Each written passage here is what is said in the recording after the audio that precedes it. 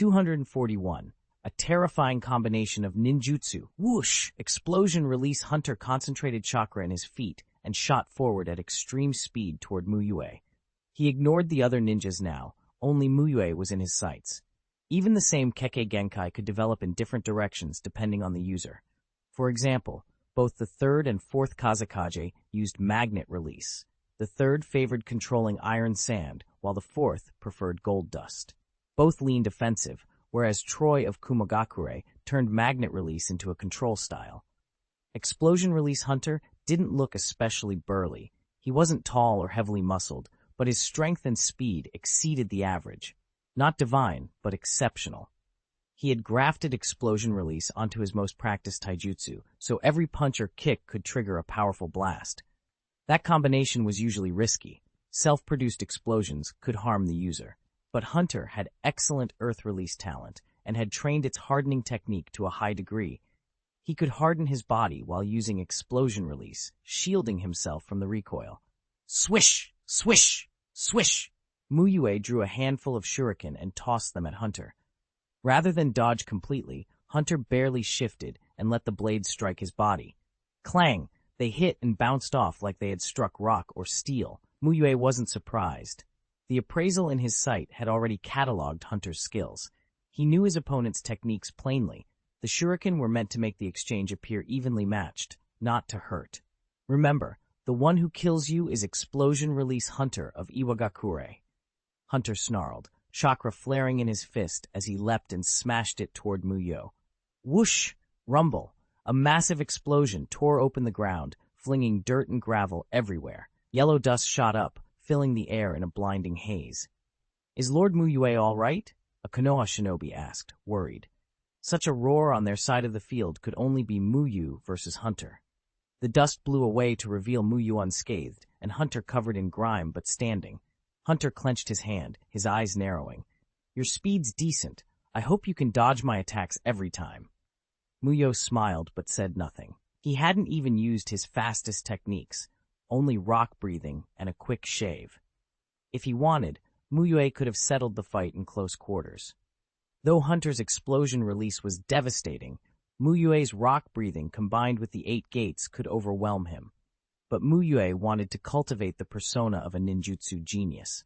He didn't want to reveal strong taijutsu without groundwork. Instead, he planned to rely on ninjutsu during the war to prove his strength. Fire release. Great fireball technique. Mu Yue formed hand signs and exhaled a 5-meter flame toward Hunter. He could have made it even bigger, but the technique wasn't designed primarily to hit people. Earth release. Earth flow wall. Instead of dodging, Hunter slammed his palm to the ground, using earth release to raise a thick wall and block the fireball, temporarily hiding himself. He then leapt onto the wall and pounced toward Mu Yue. Water release. Water formation wall. Mu Yue countered, forming a water barrier to stop Hunter. At that moment, a hand silently shot out from Hunter's position to grab Mu Yue's lower leg, but Mu Yue sensed it and vanished, leaving the surprise attack to miss. Such keen perception, Hunter muttered, surfacing from the ground and frowning. Mu Yue's quick bursts of speed and sharp perception were making things difficult. Hunter had used an earth clone on top of the earth flow wall to distract while he prepared a surprise attack below.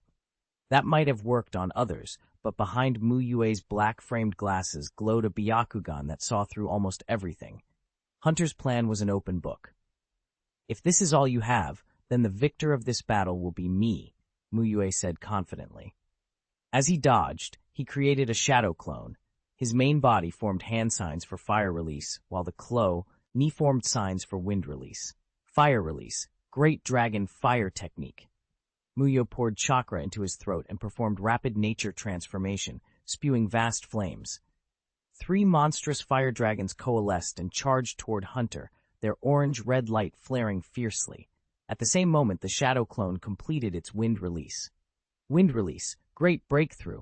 The clone exhaled a massive gust, which fanned the flames into an enormous sea of orange-red fire, pressing down on Hunter. Mu Yue's wind release wasn't exceptional, but his fire release and his experience with combination techniques made this attack lethal. Hunter froze.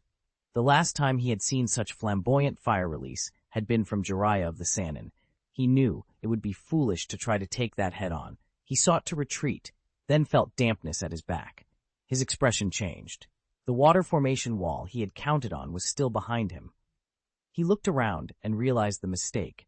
There were fewer Iwagakure allies nearby, and many Konoha shinobi on both flanks. Damn it, I pushed too far, he thought. He had fallen into Mu Yue's trap. Mu Yue had been avoiding direct retaliation earlier, not because he couldn't, but to lure Hunter deep into enemy lines. Now Hunter faced a raging sea of fire in front, Konoha ninjas on both sides, and the water wall behind him. His only choice was to block the flames. Earth release, earth flow wall. Hunter slammed out another set of hand signs and raised thick earth walls in front and to his sides, enclosing himself as the inferno descended. Boom, boom. The walls rose, and the fire struck them. A titanic explosion blew scorching light into the sky. Everyone on the battlefield saw it, the sea of fire's destructive might. Jonin Mu Yue's combination Ning, this power is incredible, a Konoha Jonin who knew of Mu Yue remarked. Mu Yue's low profile in Konoha made people underestimate him. Teacher at the academy and a special Jonin didn't fit the image of a frontline powerhouse, but the flames had proven otherwise. Iwagakure forces rushed to prevent their strongman from being finished. They pushed Konoha shinobi back and raised earth flow walls to protect the immobile Hunter. For Konoha, however, wiping out an enemy elite was a huge prize. They tried to press the advantage. When the fire cleared, only blackened earth remained. The thick earth walls had partially melted under the inferno's heat. The water formation wall had been vaporized. Hunter lay collapsed on the ground, gravely wounded. His earth clone had already dispersed. He tried to rise, but couldn't even support himself with his arms. Hunter was grateful he had trained his hardening. Without it, that fire would have finished him.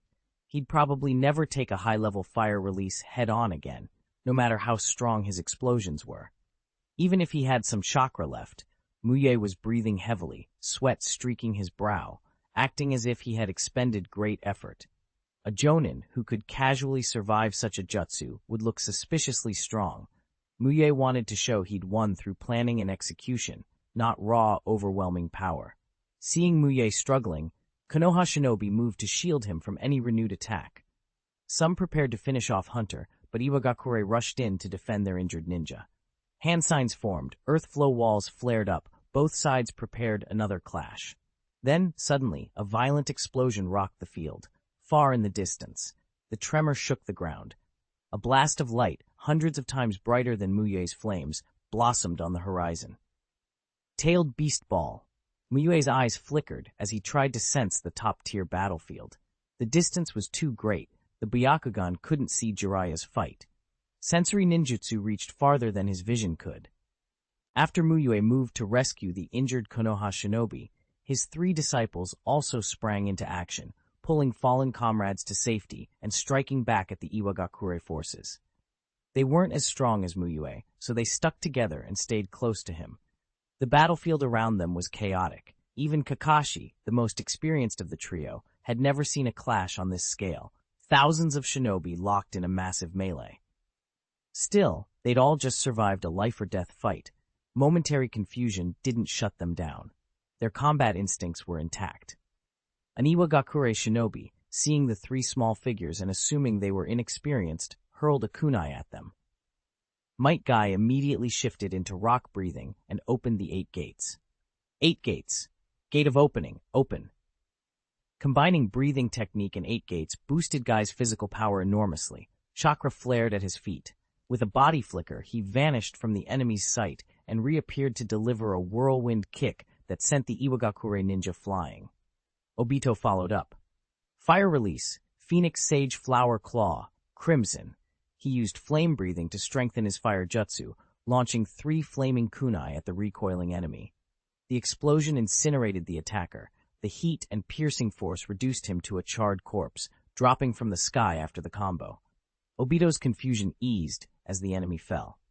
"So we fight like before, right?" he asked. "You shouldn't use ninjutsu like that unless necessary," Kakashi said, shaking his head. He'd planned to throw shuriken, but seeing Obito's fire attack, he kept them sheathed. Ordinary shinobi simply couldn't shrug off a fire release barrage. "Why?" If it's just tools, I don't think I can kill them in one go, Obito replied. He liked to finish enemies cleanly to avoid surprises. Kakashi explained, that's fine in a spar or against a few enemies, but look at how many there are here. You must conserve chakra. He'd never been in a battle of thousands, but he understood stamina management. Get the best result with the least expenditure.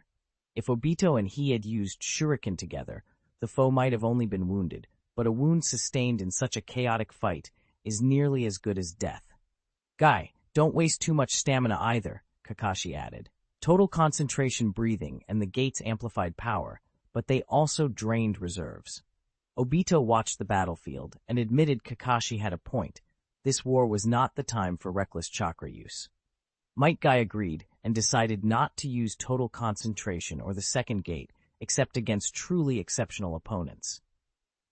Kakashi didn't mention the other reason aloud. If the enemy was powerful or high-ranking, expending more might be worth it, but that wasn't appropriate for them now. Kakashi drew the White Fang short sword from his back. Ending fights with a blade was far more energy efficient than burning through ninjutsu.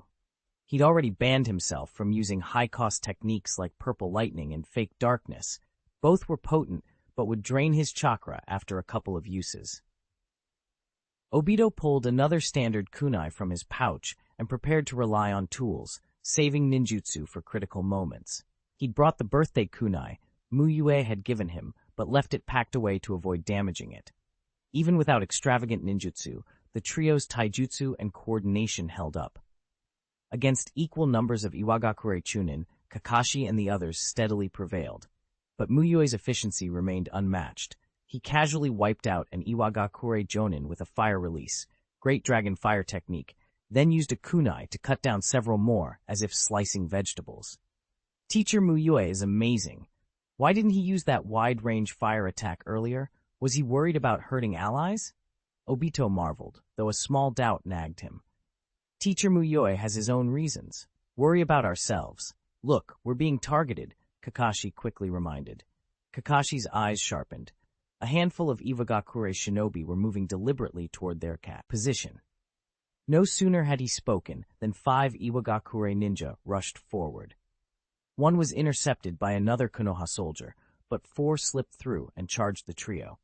Such strength for someone so young. Take them out first, barked the leading Iwagakure ninja. Mu Yue, watching his disciples, sized up the attackers. 1 jonin with 5,000 chakra and no special techniques, and 3 chuunin with about 3,000 each. He continued his own suppression without pausing.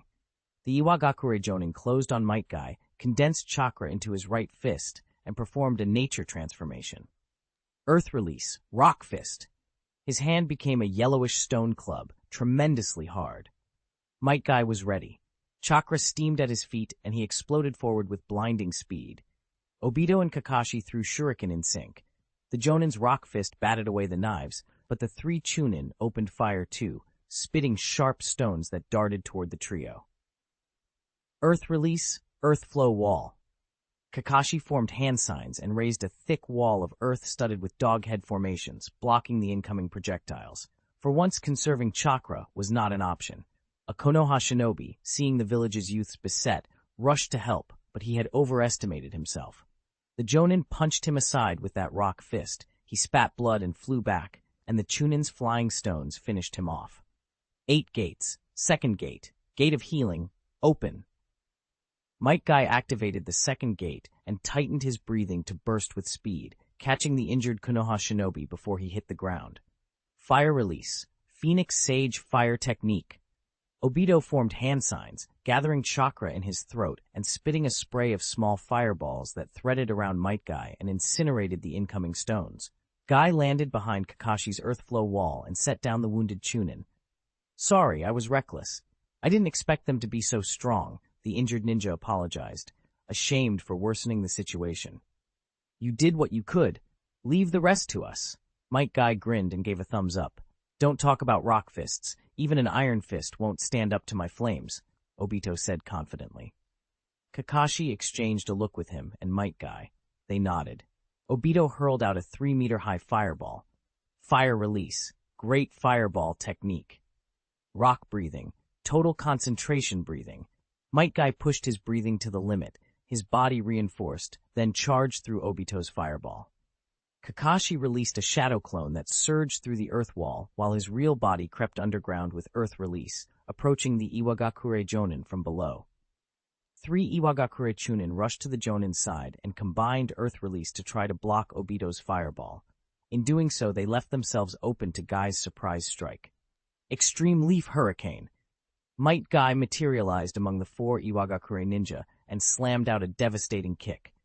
3 of them flew backward, spitting blood. Only the Jonin remained to try to block, though cracks spidered across his rock fist. "How is this possible? That's speed," the battered chuunin muttered. "Such power for someone so small. He can't be more than 10, another croaked. They couldn't fathom training a body like that at such a young age. The Jonin, alarmed, realized that pure taijutsu might be enough to beat him if this boy survived the war. Determined to eliminate this potential future powerhouse, he poured everything into one massive assault and swung his rock fist at Might Guy. Obito and Kakashi wouldn't let him have an unopposed strike. Flame breathing, total concentration breathing. Obito ratcheted his breathing to maximum, throwing 2 flaming shuriken, high-temperature blades that the Jonin would have to endure if he went after Guy. The Jonin chose to bear the burning blades and press his attack. "If I kill him, the injury will be worth it," he resolved. They collided. Guy concentrated all his strength into a fist and met the rock blow.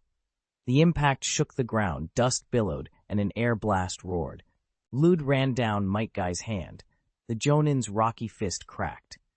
One of Obito's flaming shurikens struck the Jonin in the belly, burning through the hardened flesh despite the Jonin's hardening technique. Blood spattered across Might Guy. Pain contorted the rock-hearted Jonin's face, but he forced himself to repair the broken rock fist with chakra and prepare another blow. Kakashi lunged with a kunai toward the Jonin's head, forcing him to split his focus. Instead of retreating, Might Guy threw his remaining strength into a follow-up strike. Just as the Jonin struggled to block both, a powerful underground pull seized him. Kakashi's earth release. The Jonin's body was yanked into the earth. Obito threw a flaming kunai at the Jonin's exposed head. Boom! The explosion erased the Jonin's head from the ground. "What excellent teamwork!" the injured Konoha Shinobi exclaimed, surprised and grateful to watch the 3 youngsters finish the enemy so cleanly. They'd had clear roles. Guy handled close quarters and weaker foes, Obito provided fire cover and finishing blows, and Kakashi waited for decisive opportunities. The difference between people struck him. An adult who tried to help was almost killed, while the children he'd thought were endangered instead saved him. Kakashi, relieved, noticed a familiar figure in trouble nearby, an old teammate. Lightning breathing, total concentration breathing, flash! He unleashed a lightning-fast strike. Ryukin saw a yellow flash and the enemy before him was split in 2. He turned to thank Kakashi and froze, shocked. "Kakashi, you're—" "Why wouldn't it be me?" Kakashi replied, cautious, scanning the area. Ryukin didn't bring up the past, he simply thanked him. Kakashi nodded and hurried back to check on Might Guy. "It's a minor injury, won't affect my fighting." Guy laughed as he bandaged his hand. "He's really changed, completely different from before," Ryukin sighed, watching Kakashi with a mix of admiration and nostalgia. He'd noticed some changes before, but hadn't expected so much. "Be careful. Focus on rescuing comrades from now on," Kakashi advised. A sudden tremor shivered the field, and a blinding explosion lit the distance. What ninjutsu could be that destructive? Kakashi wondered. Seizing the chaos, many Iwagakure ninja surged out to rescue the dying Kiba. Konoha forces answered with ruthless ninjutsu, killing many of the attackers. Kiba's fate hung uncertain. Mu Yue followed the trend. After throwing a moderate fire release, he began to recover chakra, his primary objective on the field accomplished. When he returned to Konoha, he'd be more than a special jonin who taught. He'd be known as a jonin who could fight. He decided next to support the sector where Jiraiya and the Jinchuriki clashed. He wanted to see how many tens of thousands of chakra a Jinchuriki could access in battle, and what level Jiraiya's full power was currently at. After a little recovery, Mu Yue drew a kunai and cut down every Iwagakure shinobi in his way. An Iwagakure jonin tried to throw 8 chuunin at him, but all of them were burned by Mu Yue's fire release. Iwagakure had already lost Kiba and had taken casualties trying to rescue him. With no one left to stop Mu Yue, the balance shifted decisively against them. "Retreat!" the Iwagakure commander ordered reluctantly and fired the signal flare. The top-tier engagement wasn't finished, but if they didn't withdraw now, they wouldn't get away. The Iwagakure forces fought as they fell back. Mu Yue inwardly approved. A retreat would let him legitimately move to another battlefield. The Konoha troops chased for a short while, then pulled back. Too deep a pursuit risked ambush. "You three return to camp and rest. I'm going to support Lord Jiraiya and the others," Mu Yue told his disciples. He left a shadow clone to watch over them, then joined several Konoha Jonin and set off to reinforce Jiraiya. "Jonin Mutsuki, you just used a combination ninjutsu of enormous power. Are you all right?" A Konoha Jonin called as they hurried toward the sound of the explosion. "If you're not fit, it'll be dangerous. Those on Jiraiya-sama's front are strong." Mu Yue smiled and nodded. "I'm fine. I managed to recover some chakra in time. It won't affect the fight." Satisfied, the Jonin fell in with Mu Yue and the others. He couldn't help a private sigh as they ran. Strong, handsome, modest, and caring for his comrades. If Mu Yue weren't so low-key, he'd already be famous in Konoha. They moved fast. As Jonin, they covered ground quickly and soon reached the battlefield, where Jiraiya was facing two Jinchuriki. The clash looked freshly ended. Everyone was disheveled, and the ground was strewn with the bodies of Iwagakure and Konoha shinobi. "Jiraiya-sama, we repelled the Iwa assault and secured the area. We came as support," the Konoha Jonin reported quickly. "Ha, well done." Jiraiya laughed. He'd been ready for reinforcements and was glad to hear the victory confirmed. Minato glanced at Mu Yue as he arrived, but didn't ask questions. There was a dangerous enemy here to deal with. "You've already lost," Jiraiya taunted the two Jinchuriki with a grin. "As long as we stand here, Iwagakure hasn't lost," Roshi said coldly, dismissing the Konoha reinforcements. To him, it was only a matter of using one more tailed beast ball. "If we kill you all and break their front line, Iwagakure will be the victors," Han added bluntly. He didn't believe Jiraiya could defeat him and Roshi together. Their earlier attacks had been probes. Now they intended to go all out. Big words. "Let me show you the power of Jiraiya of the Sannin," Jiraiya replied, confident.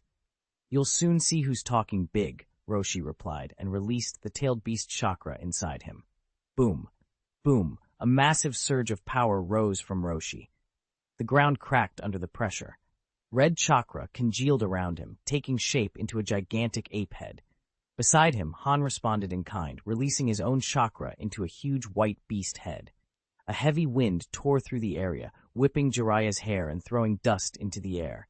The atmosphere turned tense and murderous. "Jinchuriki? That chakra! Terrifying!" One Konoha shinobi muttered, sweat breaking out on his forehead. The chakra of the two could be felt even without sensory ninjutsu. Mu Yue made a quick appraisal in his head. Name, Roshi. Chakra, 3,250,000. Skills, Lava Release, Mastery, 115,000. Name, Chakra, 3,650. Skills, Boil Release, Unrivaled Strength, Proficient 2,200, 2,500. He couldn't say simply whether they were strong. By absolute standards, some Jonin had far higher skill proficiencies, but their chakra pools were staggering. The combined chakra of everyone on the Konoha side was far less than half of either of them. The amount of tailed beast chakra is terrifying, Mu Yue thought. His appraisal showed both men's chakra continuing to climb. Without the tailed beast's influence, Roshi might be manageable. His lava release was his own skill, and Mu Yue could read its mastery level. Han, by contrast, used boil release from the fourth Hokage. Mu Yue could see its application but not the underlying skill. Their chakra rise slowed when it passed 5 million. Whether that was their limit or the limit of the four tails and the fourth, Mu Yue wasn't sure, but it was already an enormous number. This was a reminder. Great chakra without refined skills could still be rendered useless. After all, Akatsuki had once captured Jinchuriki. If Mu Yue had such a pool with his array of high-proficiency techniques, he could have taken the Akatsuki apart himself. If you want to face us, bring the 9-tailed Jinchuriki. You aren't qualified. Roshi shouted and began to mold a tailed beast ball. The ape head opened its maw and condensed a black sphere of chakra that grew larger as he poured more in. Han did the same. 2 black spheres swelled and pulsed. This is different from last time. They're really going all out. Minato, we should retreat, Jiraiya said, serious for the first time. Roshi had used a tailed beast ball before, but never with this magnitude, and now Han had made one as well.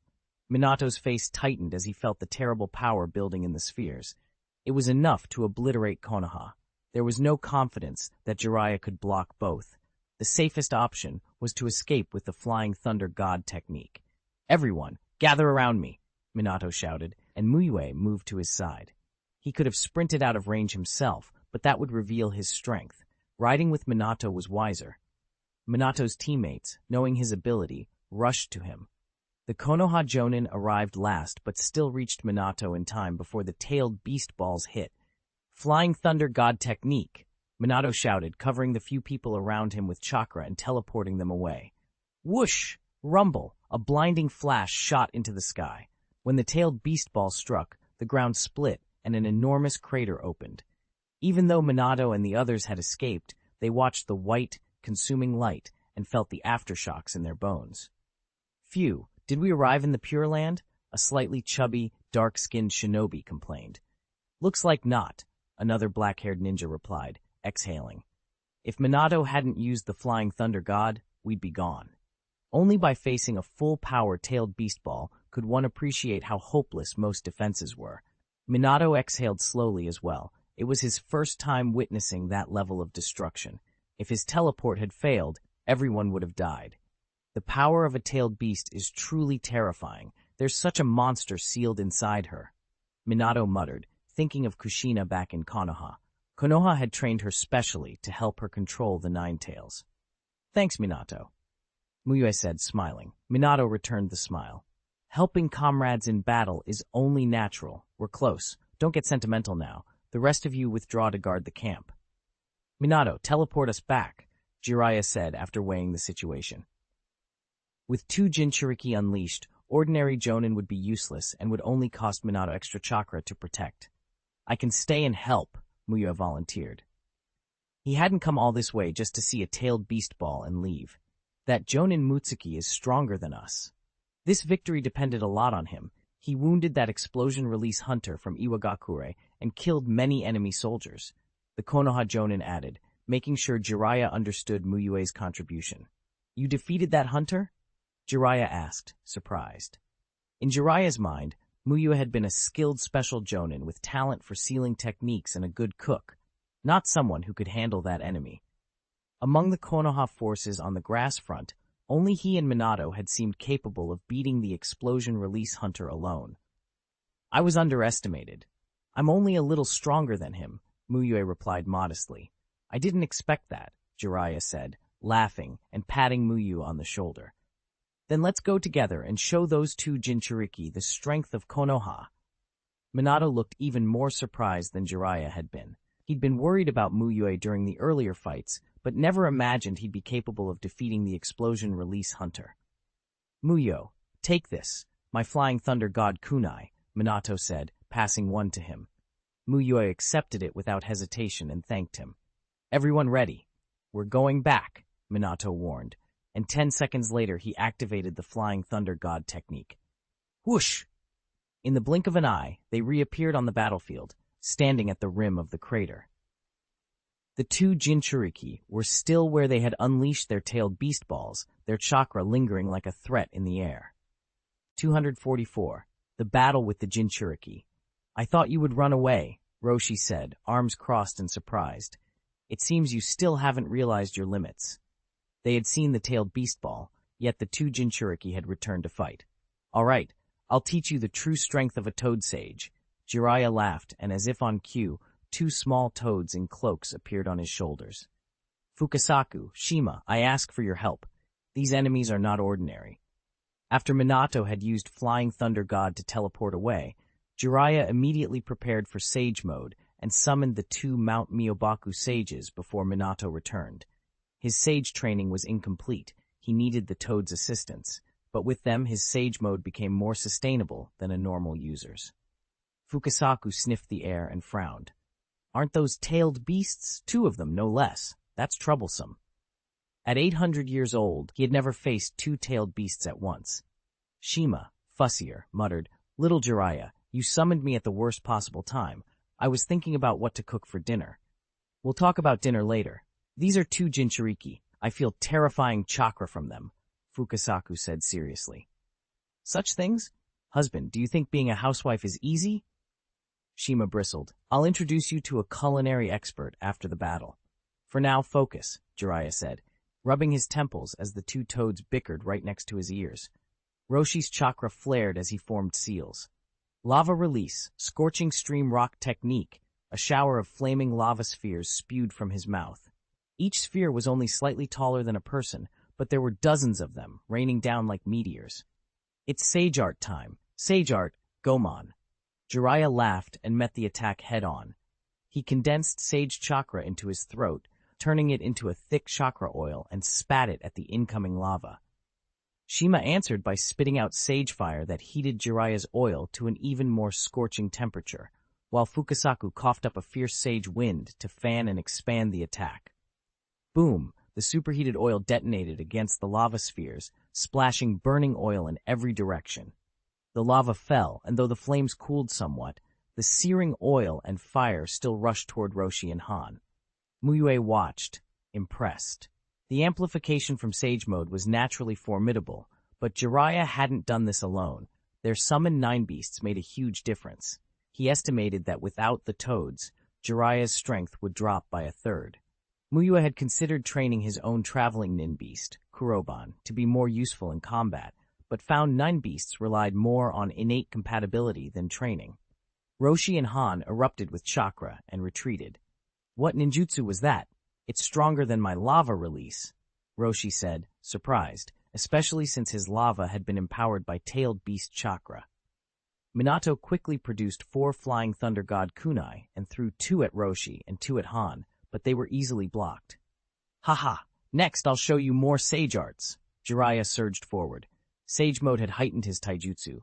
Roshi intended to meet him in close quarters, but overestimated himself. Facing a Sage Mode, Jiraiya augmented by 2 interfering toads was too much. Bang! Jiraiya's chakra-empowered punch sent Roshi skidding dozens of meters, gouging the earth. Seeing this, Han unleashed a burst of tailed beast chakra. White steam rose from his body and his strength surged. Though Han didn't have boil release as a natural affinity, the Lord Fifth's chakra inside him let him use boil release as if it were his own, and he'd adapted that chakra into a taijutsu-enhancing technique. The dark-skinned, slightly chubby shinobi who had been trading blows with Han suddenly couldn't compete and was sent flying. "Dekai!" The black-haired Konoha shinobi shouted in alarm. Han seized the opportunity, concentrating chakra in his feet and dashing toward him. Mu Yue saw Minato's position and, while forming seals, shot him a subtle glance.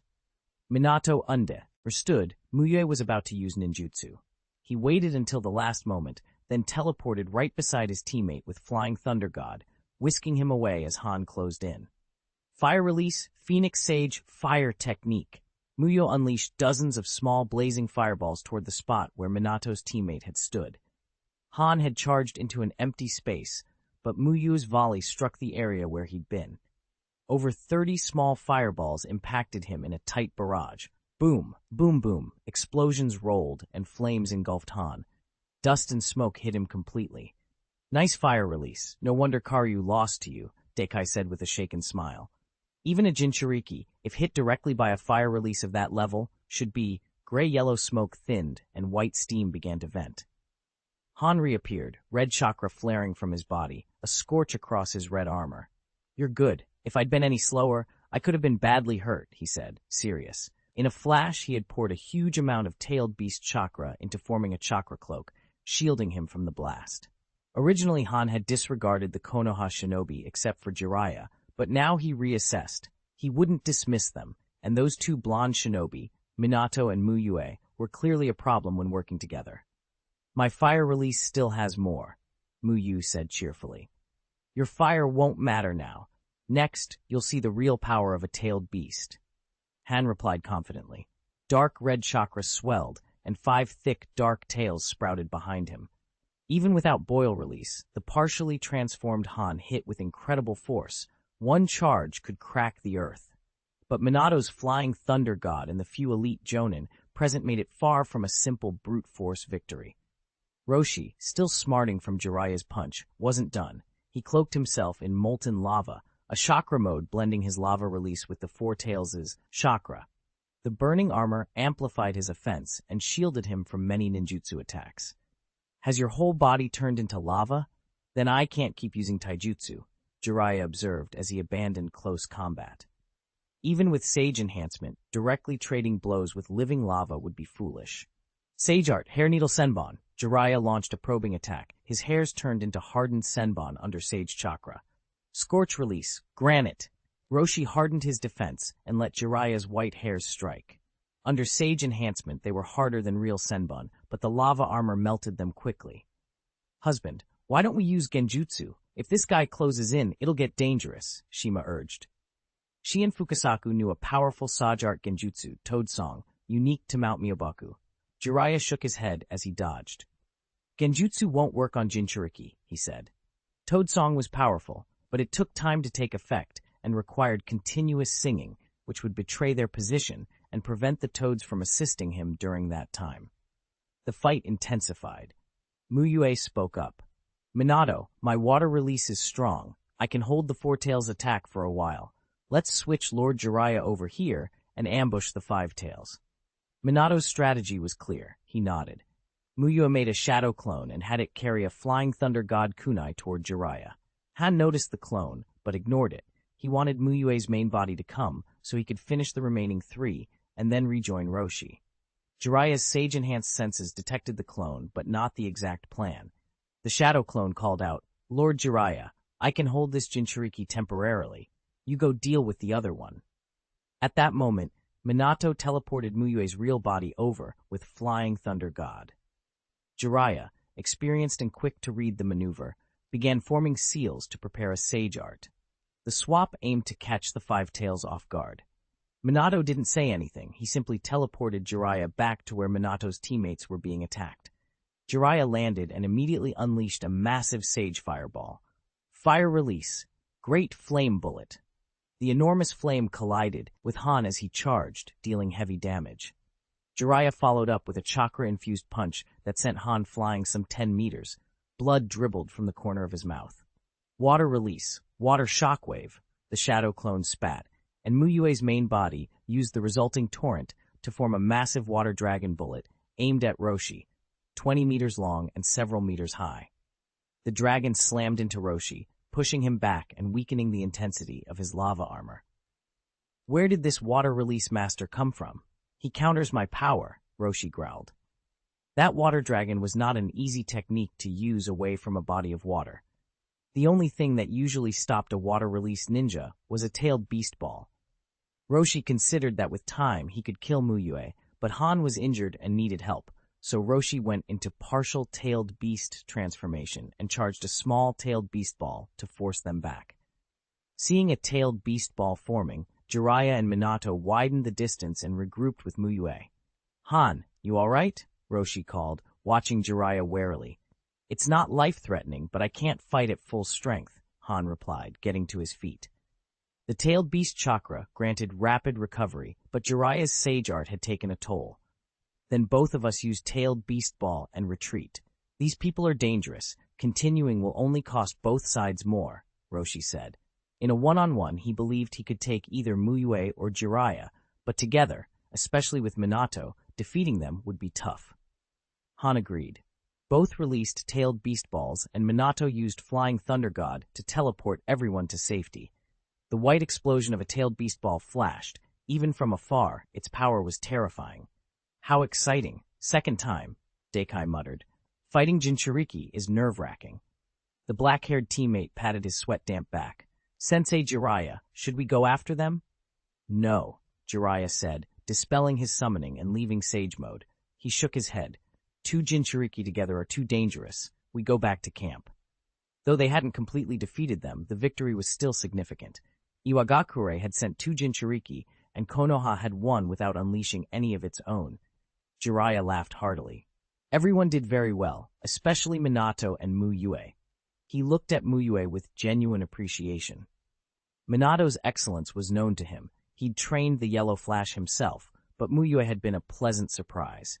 His ninjutsu foundation was solid. He used 3 different element natures proficiently and combined them effectively.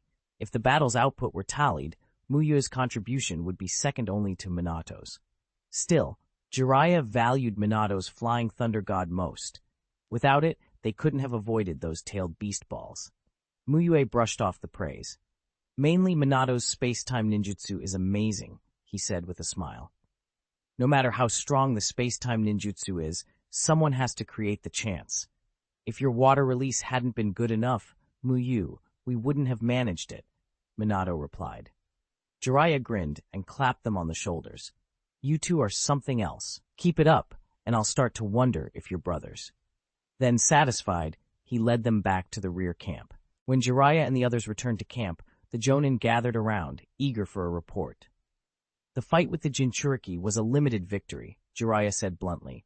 Only the 5 Tails was seriously injured. The 4 Tails didn't take any harm. He didn't oversell the result. This was a top-tier engagement after all, then added with a grin. But overall, we did very well.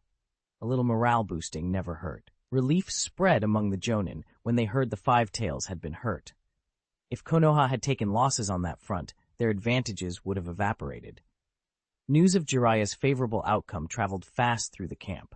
The younger shinobi, Jainin and Lo Chuunin, took it as a sign that dawn was breaking for Konoha. 2 Jinchuriki on the enemy side, yet no decisive edge? To them, it looked like Konoha was already on top and Iwagakure had reached its limit. The older Jonin and experienced Chuunin, though, were less easily reassured. Only one of Konoha's famed powerhouses, Jiraiya, had been on the field. Iwagakure had indeed sent 2 Jinchuriki, but not many other elites. Aside from an explosion-release Jonin named Hanto, most of their forces were ordinary shinobi. Mu Yue, who understood the politics and the players, suspected a different story. From Onoki's point of view, this could easily be a feint. Sending 2 Jinchuriki together would look to the other villages like a serious commitment. But Iwagakure also had a hidden reserve, tens of thousands of troops and a cadre of elites like Kitsuchi, ready to be thrown in later. If this engagement failed, Onoki could still make the other villages overestimate Iwagakure's commitment and shift the balance against Konoha. Kumogakure might keep its focus on Konoha, leaving Iwagakure freer to act. If the stratagem worked and Konoha were weakened, Onoki could even press into the Land of Fire and challenge Konoha's status as the first village, earning more prestige and resources from his daimyo either way. It was a gamble that only looked like a risk on the surface. Mu Yue-sensei, are you hurt? Obito asked first when he found his teacher. He'd seen the flash of the tailed beast ball from a distance and felt the raw power just from that light. Mu Yue laughed. Do I look injured? No, Obito said. Up close, Mu Yue was only dusty. His clothes weren't torn. But it could be an internal injury you're hiding, Obito added. I'm fine. Come with me. I'll patch you up, Mu Yue said, patting Obito's head. Might Guy's fist had taken the worst of it, and Kakashi and Obito both had minor wounds. Mu Yue led them to a secluded spot and began to treat them with medical ninjutsu. He kept his technique low-key. His medical skills hadn't been officially cleared for public use, and showing such powerful healing openly would raise questions. The only plausible explanation for such deft medical ninjutsu would be formal training, and neither Hiruzen nor Danzo had taught Mu Yue any forbidden techniques. It wasn't something he could have casually invented in private, so he preferred to keep it discreet. Who's stronger? Obito asked while Mu Yue worked, the Jinchuriki or the Raikage candidate. It's hard to say in absolute terms, Mu Yue replied after thinking a moment. Right now, overall, the Jinchuriki are stronger. If 4th Raikage fought the 5 Tails one-on-one, the outcome would be hard to predict. The 5 Tails relies on Taijutsu and its tailed beast ball, enormously destructive but slower. A is blisteringly fast. The ball can't easily catch him. The Jinchuriki has more durability and chakra, while I has the speed edge. And Minato? Obito asked. Where does he stand? At this stage, Mu Yue said, Minato lacks the tools to deal with tailed beasts directly. He doesn't have a strong counter to that kind of power yet, but against human opponents, he's efficient and incredibly mobile. He'll handle strong fighters better than most. Obito stared after the explanation with yearning. I want to be as strong as you, Mu Yue-sensei. Start training then. A hot-blooded youth can't waste time, Mu Yue replied, smiling. If the three of you were my strength, maybe the war would end faster and fewer people would die. Obito's voice had quieted. Seeing so many unfamiliar faces fall in battle had shaken him. Killing on missions had always felt like something that had to be done. Now he hated the whole war. Kakashi glanced at him. He hadn't expected such candid words. If you want to end the war, Mu Yue said, looking up at the sky, you need more than just my current strength. Either every nation wears itself out to the point of exhaustion, or someone rises so far above the others, like Senju Hashirama did, that no one dares move. Even Hashirama may not be enough for a lasting peace, with threats like Uchiha Madara, Black Zetsu, and the sealed Otsutsuki Kaguya out there. But keep training. One day you'll get there. Encouraged, Obito threw himself into practice with Metkai, as if injected with fresh energy. Kakashi couldn't stand idle and joined them. They trained until dusk. That night, with supplies arriving from the rear and the morale boost of their success, the camp celebrated. Mu Yue took pride in cooking. He boiled huge pots and fed a great many shinobi. Is it just me, or does this taste so good I'm sure the enemy is trying to trick us with a genjutsu? One Konoha ninja exclaimed between mouthfuls. Same here. Victory must be making everything taste better, another laughed. You're lucky. This was cooked by Mu Yue himself. Not many get to eat his food, Jiraiya said heartily. He'd been in a fine mood all evening. If they'd been off the front, he'd have liked a drink. Minato said nothing, quietly devouring bowl after bowl. He'd been missing Mu Yue's cooking ever since leaving Konoha. Minato, slow down. You're eating like you haven't seen food in weeks, Jiraiya teased as Minato finished a second bowl. Dinner wound down to warm conversation. Mu Yue told Minato about Kushina, how much she'd been missing him. My student Obito happens to have a camera. Want him to take a few photos for you to bring back to Konoha? Mu Yue asked. Minato brightened and accepted immediately. Please, that would be perfect. I'll take them. I'll make you look as handsome as Mu Yue-sensei. Obito volunteered, eager. Minato stood in a serious pose while Obito fussed with the camera. Why aren't you smiling? You always look good when you smile, Obito said, puzzled.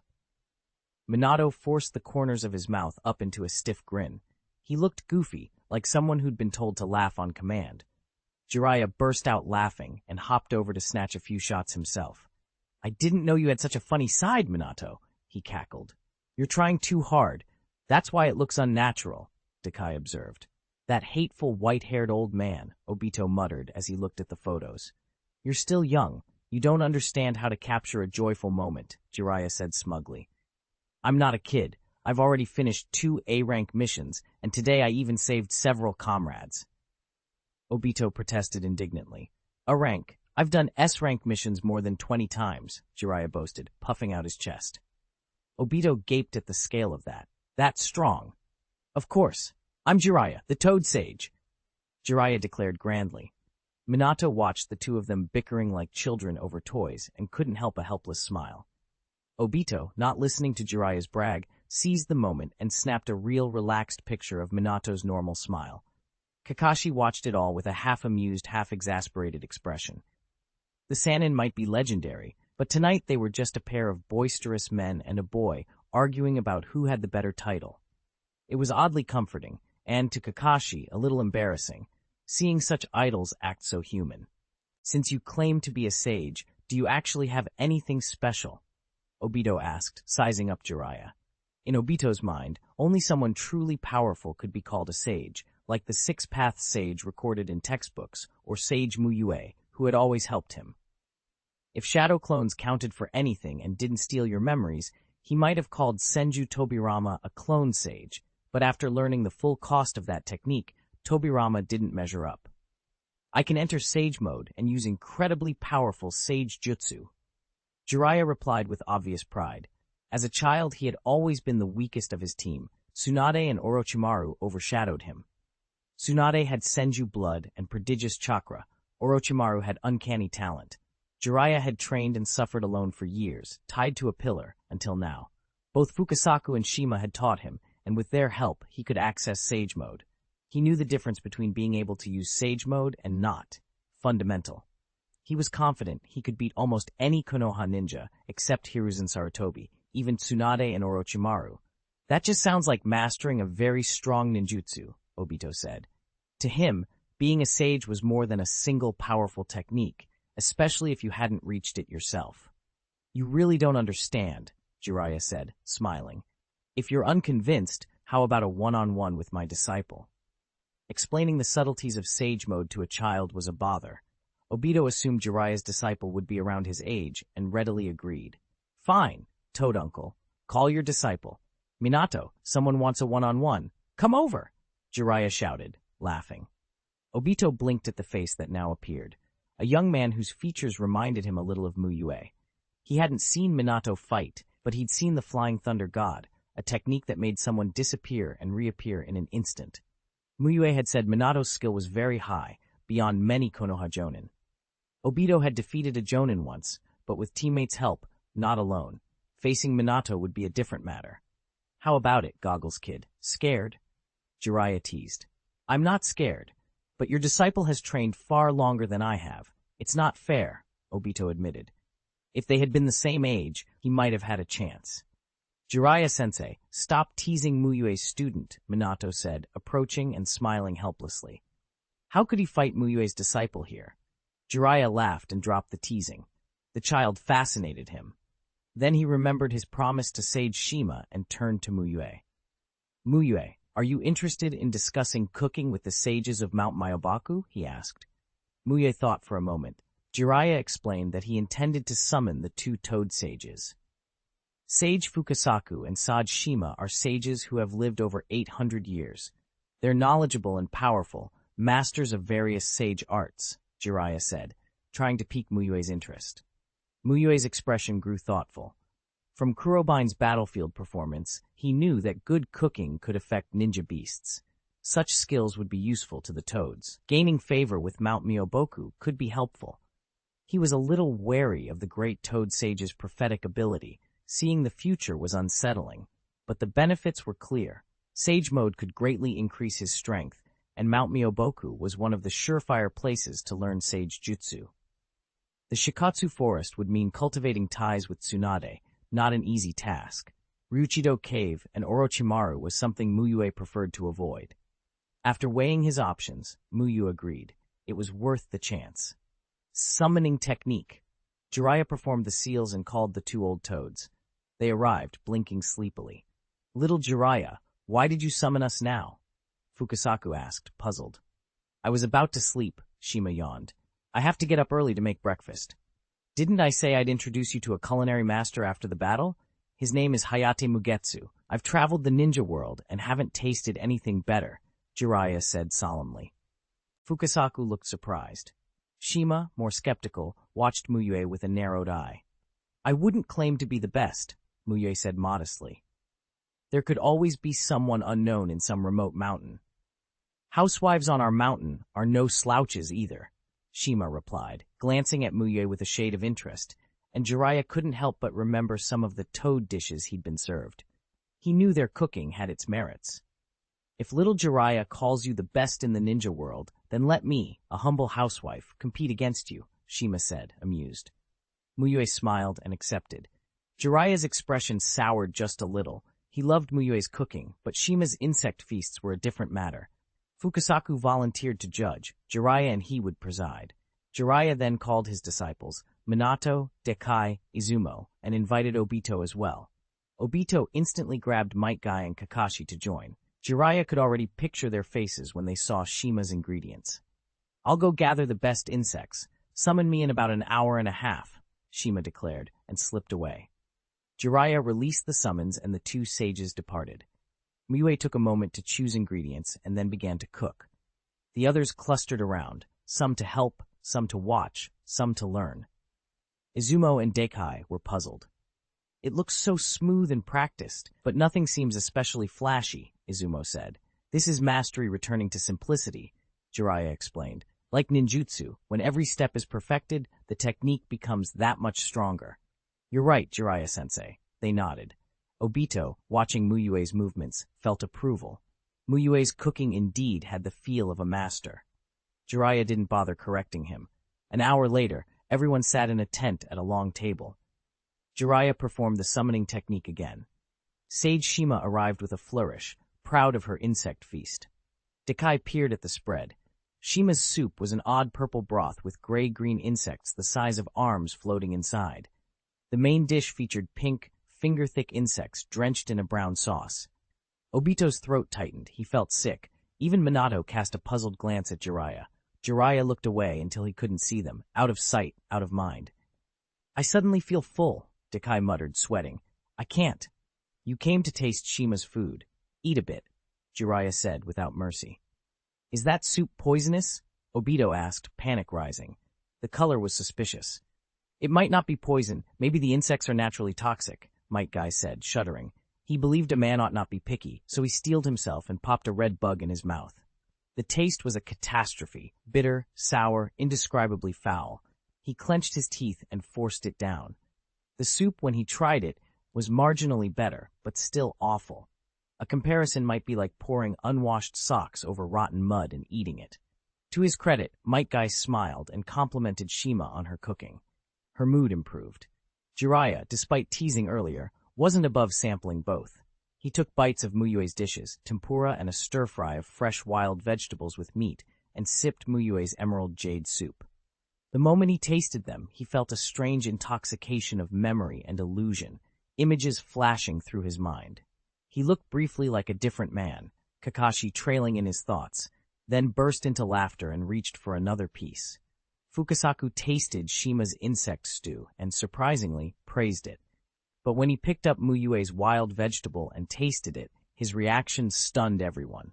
For a moment he was no longer just a toad. He felt like a green blade of grass, alive and attuned to nature. "Dear, the food this person made, does it surpass mine?" Shima asked. Fukasaku shook his head in wonder. "Your cooking is good, but little Mu Yue's lets one comprehend the true stirrings of nature. The difference is like ordinary ninjutsu and sage mode." Shima, skeptical, tried the wild vegetable. Her disbelief dissolved into astonishment. "When did Huma and cooking get this good?" she blurted. "How did he do that?" Curiosity replaced rivalry and haste because everyone was hungry. Mu Yue's dishes were devoured. Shima's insect feast followed, eaten out of courtesy and bravado. Afterward, Shima asked Mu Yue what he thought of her cooking. "For a homemaker, it's excellent in many aspects, but not for general human consumption," Mu Yue said with a small smile. Shima was pleased by the compliment. Fukasaku nudged Jiraiya. "What do you think?" "Very excellent, both in strength and other aspects," Jiraiya said. He hadn't known Mu Yue long, but Mu Yue had left a favorable impression. He had once thought he might have taken a disciple like Mu Yue. Now Jiraiya's priorities were different. He was hunting for the child of prophecy and would be on the road after the war. "When you have time, bring him to Mount Myoboku as a guest. I'd like him to make a feast using our ingredients," Fukasaku said with a smile. Jiraiya laughed and agreed. Mu Yue suspected the sages were testing him, either to recruit him or simply because they wanted to taste his cooking. Either way, it was an opportunity. Mu Yue stayed at the war camp a few more days to avoid any trouble from Iwagakure. Nothing happened. Before leaving, he offered to pass a message. "Minato, anything you want me to tell Kushina?" he asked. Minato thought of 1,000 things, but condensed them into one short message. "Tell her I'm doing well.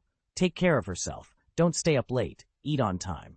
"I'll relay it exactly," Mu Yue promised. "By the way," Jiraiya added with a grin, "I've reported your merits from the battle. There may be a surprise waiting back home."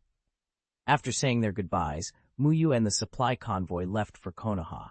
The group's camaraderie was easy. Obito waved, Minato and Jiraiya exchanged warm words, Metkai challenged Dekai to another youthful skirmish someday, and Kakashi courteously bid farewell. On the road back, Obito fiddled with his camera, flipping through pictures. "There are so many kinds of plants. If you don't look closely, they all seem the same," he mused, studying the variety of leaves. When he came across a candid of Minato smiling, one Jiraiya had taken, he laughed. "Muya-sensei, do we really have to show this to Minato-senpai's girlfriend?" he asked, imagining the reaction. "This one is the most precious," Mu Yue replied with a smile. "She should like it." They continued home, the long march soft with new friendships, shared meals, and the promise of further meetings between Mount Myoboku and the young culinary sage who had stirred something very old and very alive in an 800-year-old toad. Chapter 247, S-Level Mission Rewards. We're finally back. Obito strained his neck to look up at the tall wooden walls of Konoha. Only after being away on missions did he truly appreciate the luxury of a big, soft bed. He felt he'd uncovered something essential about being human. When stuck in training at the village, he wanted to go on missions, and when on missions, he only wanted to finish and go home. Maybe that was just how people were. "I can't wait to train," Metkai declared, practically vibrating with energy. The chaos on the battlefield had sharpened his combat skills and given him new insights from sparring with Danzo. Guy was itching to keep pushing himself. Kakashi, who had planned to take the day off, couldn't bring himself to rest after hearing Guy. Sitting idle while Guy ran ahead felt intolerable. "Mu Yue-sensei, are you heading to the South Border Forest later?" he asked. If Mu Yue was going there, Kakashi would follow, otherwise he'd train at home until midnight. Mu Yue smiled and nodded. "Yes, if you want to train, come by. I'll be there to guide you. If you need the day off, take it. Normal training resumes tomorrow." Technically, they should have had 2 more days off after such a major incident, but Mu Yue had already lightened their schedule while they were at the camp, which basically counted as extra rest. "Then I'll trouble you, Mu Yue-sensei," Kakashi said, and the 2 men made plans. Watching Kakashi and Guy plunge straight into intense training, Obito felt oddly out of place. He'd hoped to develop his photos and tell Rin about the mission, not be dragged into another session of hard training. But in the end he sighed, created a shadow clone to go back to the main district and develop the photos, and let his real body go with the others to the South Border Forest. They had come back together. If he didn't train, wouldn't he look like the laziest one of the bunch? After sending off his disciples, Mu Yue went to the Hokage's office to report the mission in person.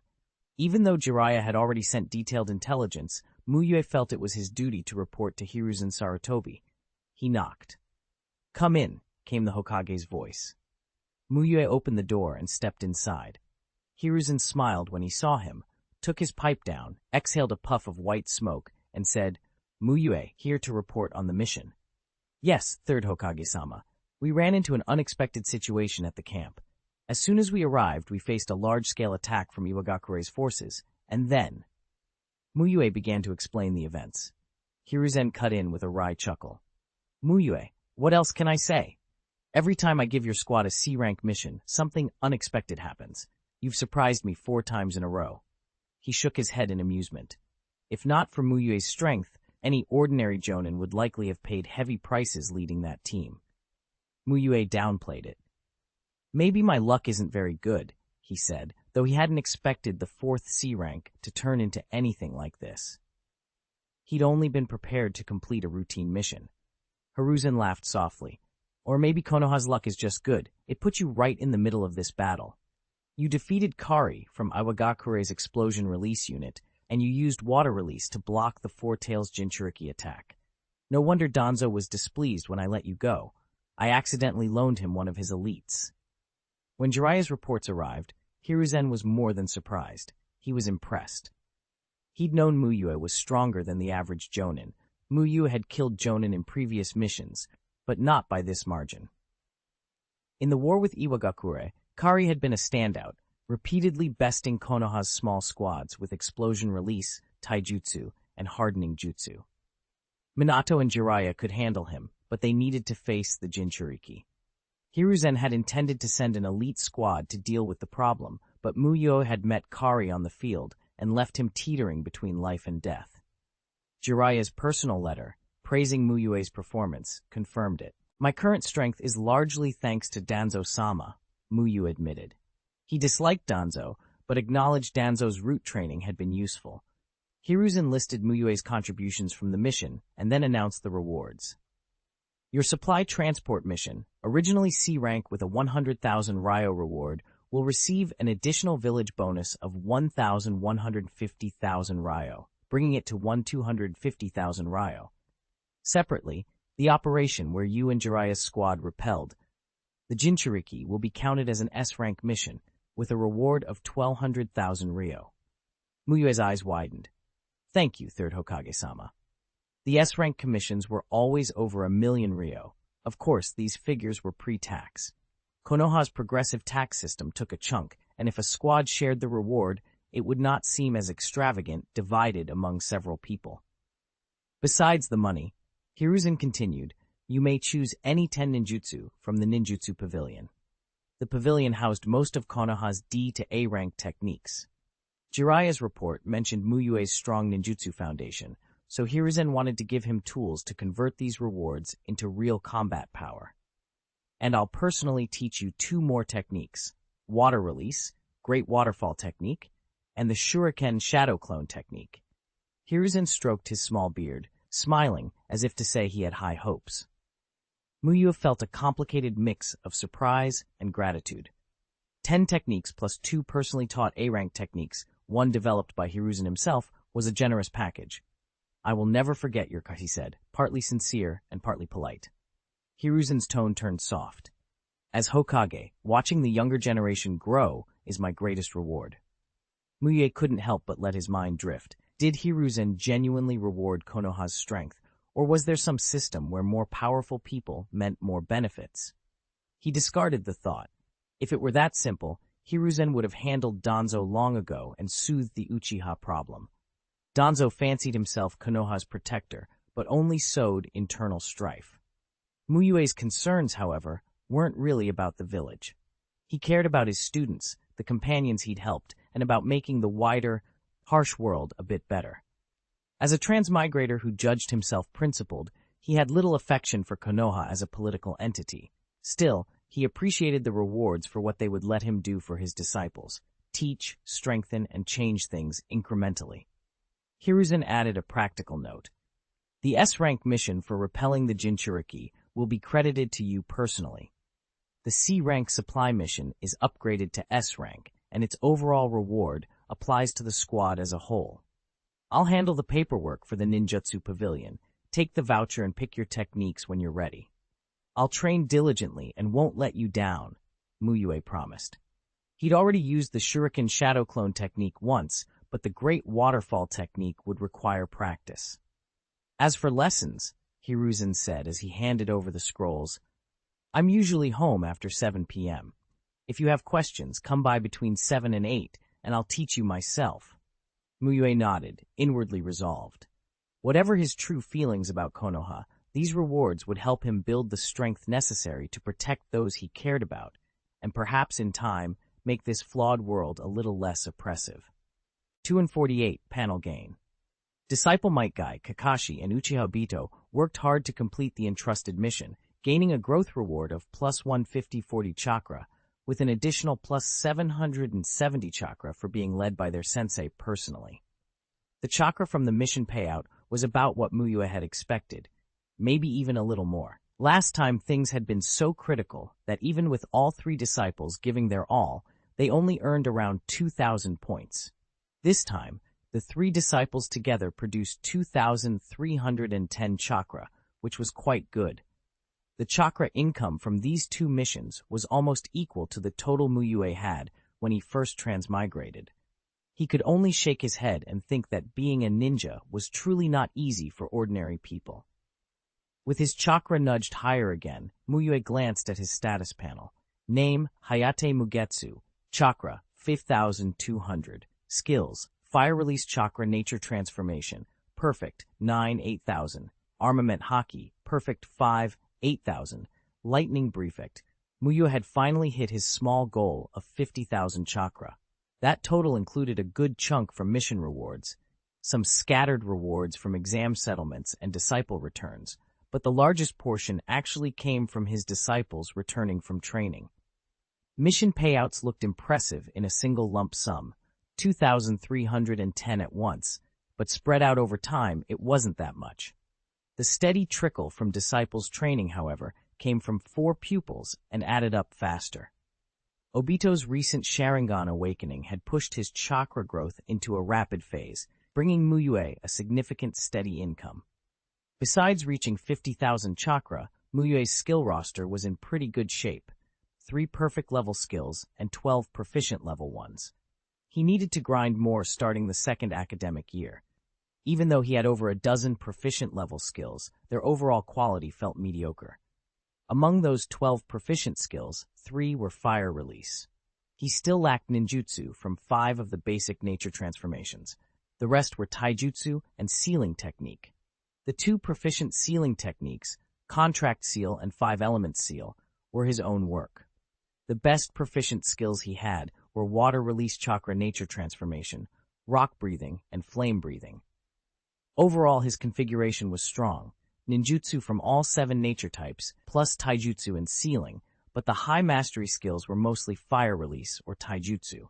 He knew why. The system's rewards weren't entirely random. Disciple returns tended to drop rewards related to the disciple, and training missions guaranteed disciple-related drops. Before Kakashi joined as a disciple, Shisui and Obito had focused on fire release and Metkai on taijutsu, so Mu Yue received many more rewards in those areas. Proficient-level lightning and earth releases only showed up after Kakashi joined. Grinding ninjutsu during classes was efficient. Even with small classes, he could get 2 novice-level ninjutsu a day, plus 1 extra from each major class. Acquiring the same novice ninjutsu 3 times pushed it to proficient, and another 18 times could push it to master, though getting the same ninjutsu 21 times was astronomically unlikely. For now, he just wanted to consolidate his proficient-level skills. The battle with the Jinchuriki had made him fully appreciate skill importance. If Roshi had brought any technique other than lava release, Mu Yue would have needed a lot more thought to block him. After leaving the Hokage building, Mu Yue headed straight to the south border forest to train his disciples. He had promised Minato he would deliver a message to Kushina and show her photos, but the development would take time, and Kushina couldn't be reached immediately. She didn't respawn right next to the Hokage building. The only reliable way to contact her was through the messenger ninja who delivered meals.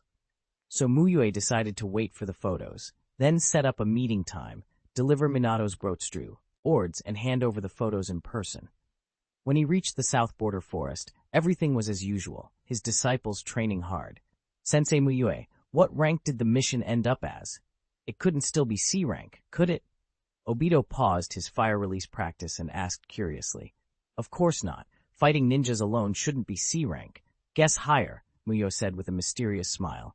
Could it be S rank? Obito asked, excitement brightening his face. Most people would tentatively say A rank, but Obito never lacked boldness. You guessed right. Here's a candy as a reward. Mu Yue smiled and tossed a candy to Obito, one of the reasons he was so popular with his students. He always carried snacks to hand out. Obito tore the wrapper and popped the candy into his mouth. Heh, that means the mission hall won't look down on us. An S-rank mission, that's pretty impressive, right? Kakashi was surprised to hear that. Missions upgraded by sudden escalation rarely became S-rank. S-rank was Konoha's highest tier. Kakashi hadn't completed an S-rank mission even after years as a chuunin. He had no S-ranks with regular teams, but had 2 A ranks and 1 S rank while on a team with intern ninja. The world was strange. The mission being upgraded to S rank had a lot to do with Sensei Mu Yue, Kakashi analyzed. He was the decisive factor. Our performance was good, but his contribution clinched it. That's splitting hairs.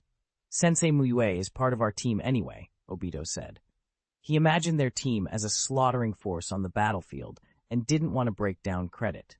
Mu Yue smiled gently. You all contributed, and your performance wasn't bad.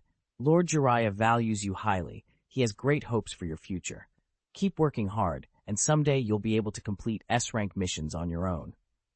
Obito's eyes shone with ambition. To be Hokage, I can't even fail S-rank missions. Becoming Hokage requires more than strength. With your current knowledge, you're not even qualified to be a Jonin, Kakashi reminded him. Do I have to take an exam to become Hokage? Obito asked, surprised. You don't need an exam to be Hokage, but people don't usually pick someone who only has muscles for their head. You annoying Kakashi, you're the one with only muscles, Obito shot back. He'd realized Kakashi was mocking his theoretical weakness. But I got perfect scores on all my ninja school exams. What about you? Kakashi countered with a smirk. Obito regretted letting Kakashi see his grades back then. Oh, and I got a perfect score on the chuunin exam's written test too. I worry for your future teammates. It would be ridiculous to be eliminated in the first theoretical stage, Kakashi continued. Obito fired back. I should be worrying about you, a chuunin who lost to an intern. They both knew the team was temporary. Once they graduated, the internship team would break up. Mu Yue cut off their bickering with a practical order. Good, full of spirit. Now let's start training total concentration breathing, constant state. Kakashi had just begun breathing techniques, but had no urgent projects, so starting constant state early was fine. Constant state was basically raising the upper limit of total concentration and holding that highly focused breathing for longer. Metkai, on the other hand, needed to master the third gate first. The first 3 gates of the 8 gates were relatively easy and should be the priority, with constant state training to follow. They began training. At first, Kakashi and Obito still had the energy to bicker, but soon their focus narrowed to breathing and exertion. By the time training ended, they lay on the ground exhausted and quiet. Obito, however, remembered something he hadn't said. Summoning willpower, he stood and walked over to Rin Nohara, sitting down beside her. Rin, you'll never guess how many enemies we met on that mission, he began, needing to tell someone about his deeds. Kakashi, noticing Obito moving toward Rin, leaned against a nearby tree, wary that Obito might be licking about him. 20. Rin guessed with a smile and a finger to her chin. 20? Too few. Obito exaggerated. There were at least 600, ninja with Iwagakure headbands everywhere. Endless. You knock one down and 3 more come at you. You weren't hurt, were you? Rin asked, worried. A single class at ninja school only had a little over 300 students. She couldn't imagine how dangerous it would be if official ninja fought together. Just small injuries. Sensei Mu Yue healed everyone after the battle. It was nothing. Hearing Rin's concern warmed Obito's heart. We had many comrades, too. I saved several, even some chuunin. Everyone praised me. The enemies said I was a genius. Rin smiled, relieved. I remember a few years ago you couldn't even take care of yourself. You almost missed your enrollment. Now you're reliable enough to save comrades. Rin had always looked after Obito like a younger brother. Seeing him grow filled her with quiet pride. You're almost as reliable as Kakashi now, she added, smiling. Obito's chest warmed at her praise, though inwardly he bristled at as reliable as Kakashi. It sounded like being second best. Still, her smile was like warm spring sun, clearing his fatigue. Heh, that time I really owe it to you, Rin. I thought I might miss my chance to enroll, he said, scratching his head and thanking her. As future classmates, we should help each other. Rin replied softly. Oh, and I took some photos during the mission, Obito remembered. Some of the flowers I saw, I've never seen in Konoha. They were pretty. Maybe they're unique to the grass country. I'll give you some when they're developed. That'd be great, thank you, Rin beamed. Not getting any jabs, Kakashi felt adequately rested and stood to leave. It seems Kakashi knows what he's doing. He must have chosen it carefully, Rin said with clasped hands. I didn't overthink it. The camera was just on sale, Kakashi explained. Maybe I should have bought dozens of Mu Yue's test papers and given them to you. You probably need those more, Obito muttered, imagining a vicious prank. Kakashi chuckled and went home for dinner. Learning from Obito that the photos would take 2 days to develop, Mu Yue finished dinner and arranged contact with Kushina through the meal delivery ninja. After confirming the schedule, he brought Minato's photos and some pastries to the agreed meeting spot on the 4th morning after returning to the village and waited for Kushina's arrival. 249. Vision for Ninja University. Mu Yue arrived 10 minutes early, as usual. To his mild surprise, Kushina was already there when he got to the meeting spot. This time I was first, wasn't I? Kushina announced triumphantly, hands on her hips and chin tilted just a fraction higher. Mu Yue hadn't expected such a competitive streak from her, but being early had its advantages. It gave them extra time to work on sealing techniques. Yes, Kushina-sensei, you're very diligent, Mu Yue said with a smile. Konoha's #1 sealing ninja has to be diligent. Kushina laughed, clearly pleased with the compliment. Hurry up. Show me that photo you promised. I can't wait to laugh at it. Mu Yue didn't dally. He pulled out the stack of photos he'd brought and put the one of Minato's forced smile on top. Kushina exploded into unrestrained laughter when she saw it. Did you cast some kind of jutsu on him? How did you make him pull that face? He looks like he wants to laugh but can't. He probably had a big fight that day and was exhausted, Mu Yue offered. And since the photo was for you, he was trying to look energetic, ended up like this. This is priceless, Kushina said, suddenly serious. I'm framing this. She'd seen Minato smile often, but never like this. It was worth keeping. She flipped through the rest of the photos, Minato looking serious in some, helplessly surprised in others, and examined each one carefully. War. It's such a hateful thing, Kushina sighed, staring up at the sky. She was usually lively and cheerful. Sighing was rare for her, but thinking about war always darkened her mood. Kushina hadn't been born in Konoha. She was from the land of whirlpools, the small island nation of the Uzumaki. It had been lush, warm in summer, and mild in winter, and she loved it. But, because of her unique chakra, she'd been chosen as the second Nine-Tails Jinchuriki at a young age and sent to Konoha when she reached school age. Later she learned from Uzumaki Mito that the land of whirlpools had been destroyed by a coalition of nations. Her country was gone. Since then, Kushina had hated war with a fierce personal intensity. Even though Minato showed no wounds, she'd noticed stubborn stains on his clothes and a face not as clean as she was used to. Battlefield life didn't allow twice-a-day washes. Minato told me to tell you, I'm fine. Take care of yourself. Don't stay up late and eat on time, Mu Yue relayed. Does he really think I'm a child who can't take care of herself?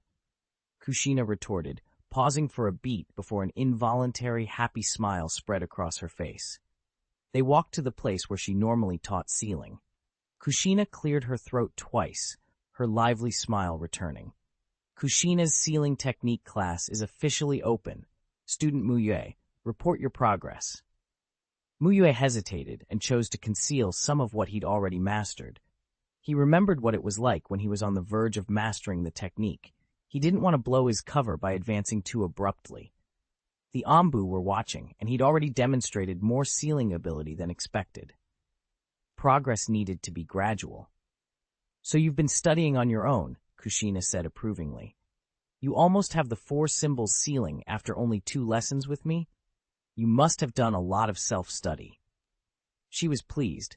Minato had become an excellent sealing ninja under her, and if Mu Yue could follow the same path, she'd have taught 2 outstanding students. If I were a Jonin instructor, I could probably be Konoha's new founder of sealing techniques, she laughed. Kushina shook her head. Because she was a Jinchuriki, she couldn't serve as a regular instructor. Those positions often required leading teams on missions, and Jinchuriki couldn't always leave the village freely. Still, Mu Yue smiled and offered a different idea. You don't have to be a Jonin instructor to teach, he said. Maybe someday the Ninja Academy could expand into elementary, middle, and even university levels. Elementary would stay the same. Middle Skila, Ul could start nature transformation, and the university could offer specialties, sealing techniques, barrier techniques, medical ninjutsu. Teaching students who aren't your direct disciples would be part of the system. Kushina's eyes widened. That's impossible. If you did that, even talented students might become Jonin right after graduating from university. Training a ninja over 10 years, who'd have time for that? Konoha hasn't been around that long. Mu Yue raised an eyebrow. You think it's normal for a 12-year-old to graduate and become a ninja? It's very normal, Kushina said. I graduated at 12. Minato graduated at 10. To Mu Yue, letting a 10 or 12-year-old graduate was like making a child who hadn't finished elementary school into an assassin. It felt wrong, but the reality was that his ninja university plan wasn't practical now. It was wartime. Konoha needed usable shinobi fast. If the village were besieged, they wouldn't accept 10-plus years of training. Students would be rushed through in 2 or 3 years to turn them into combatants. And Hiruzen Sarutobi, the current Hokage, liked stability. He wouldn't approve a sweeping reform that required bringing Jonin into the academy as specialist teachers and extending training timelines. Maybe it's not feasible now, Mu Yue admitted with a gentle smile, but the future's unpredictable.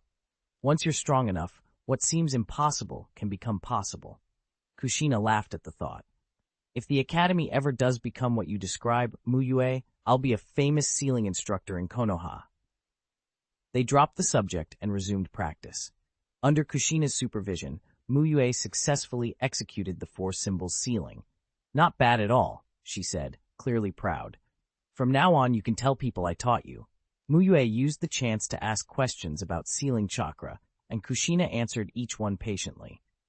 As noon approached, they borrowed a restaurant kitchen to prepare lunch. Before she left, Mu Yue handed Kushina a box of pastries. You can take these home, he said with a smile. Kushina opened it, and her eyes lit up at the sight and smell. You expect me not to eat these right away? Do I look like someone who can't have dessert after a meal? Girls have a special stomach just for dessert.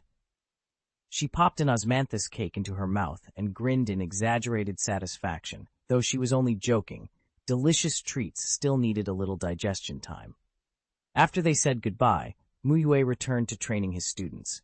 He'd run a special session the day before and seen noticeable improvement. Shisui and Obito had significantly increased their evasion counts. It was time to step up the intensity again. At noon in the south border forest, Obito spread the developed photos out for Rin Nohara. Rin, what do you think? These turned out pretty well, right? He asked, fingers fidgeting as he rubbed at his sleeve and traced circles in the dirt, nervous for her opinion. Rin studied the pictures seriously, then paused, smiled, and nodded. She clasped her hands together. They're very good. These wildflowers are so beautiful. Even though they grow alone in the wild, they can still be so lovely. Heh, I thought so too. That's why I took them, Obito said with a relieved chuckle. Seeing Rin smile made all his effort feel worthwhile. Beautiful scenes weren't captured by luck alone. You had to look for them. If you like them, Rin, next time I find nice flowers, I'll pick a few for you. Mu Yue-sensei might know a way to preserve them. Rin shook her head gently. That's kind of you, Obito, but you don't have to. The camera already captured their beauty. We can keep it that way. She couldn't bear the thought of adding to the struggle of wildflowers already fighting to survive in dangerous places. Besides, different flowers needed different conditions. Bringing them home might only kill them. That's true.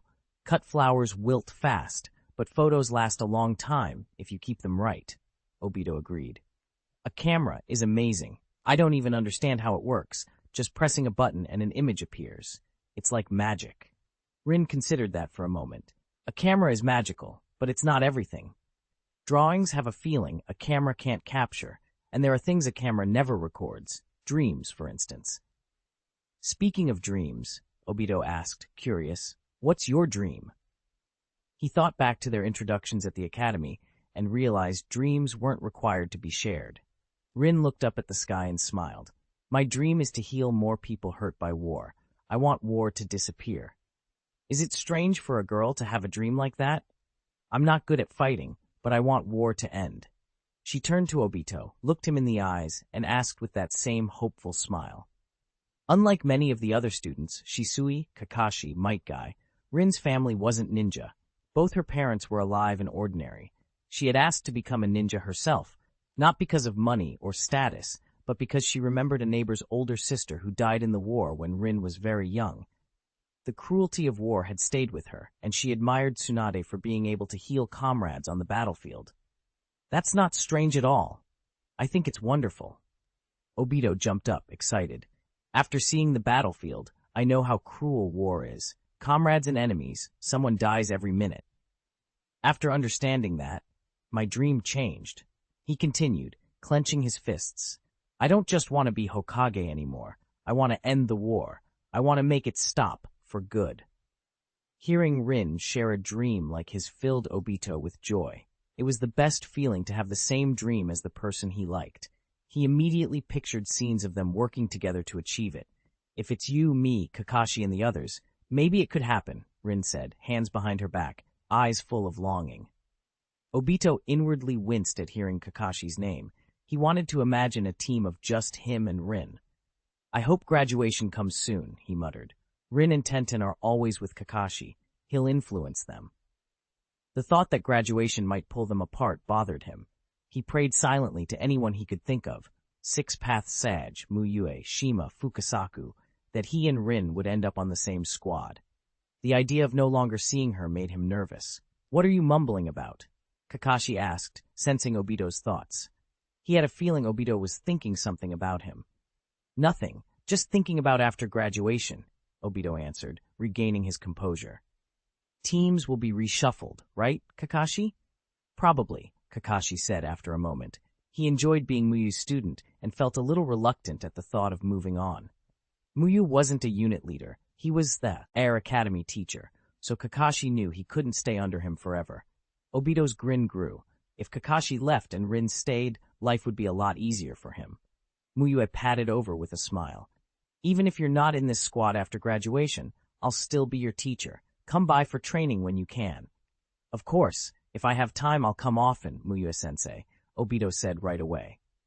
After spending almost a year around Muyu, he'd grown used to his presence. He had the feeling that with Mu Yue's help, he could keep improving. "Me too. With Mu Yue-sensei's guidance, the flame of youth will burn even brighter," Metkai exclaimed as he ran past. "After graduation I'll come with questions too," Rin added softly. "If I have time," Kakashi promised. Shisui watched silently. He still had a way to go as a first year before he'd be moving up.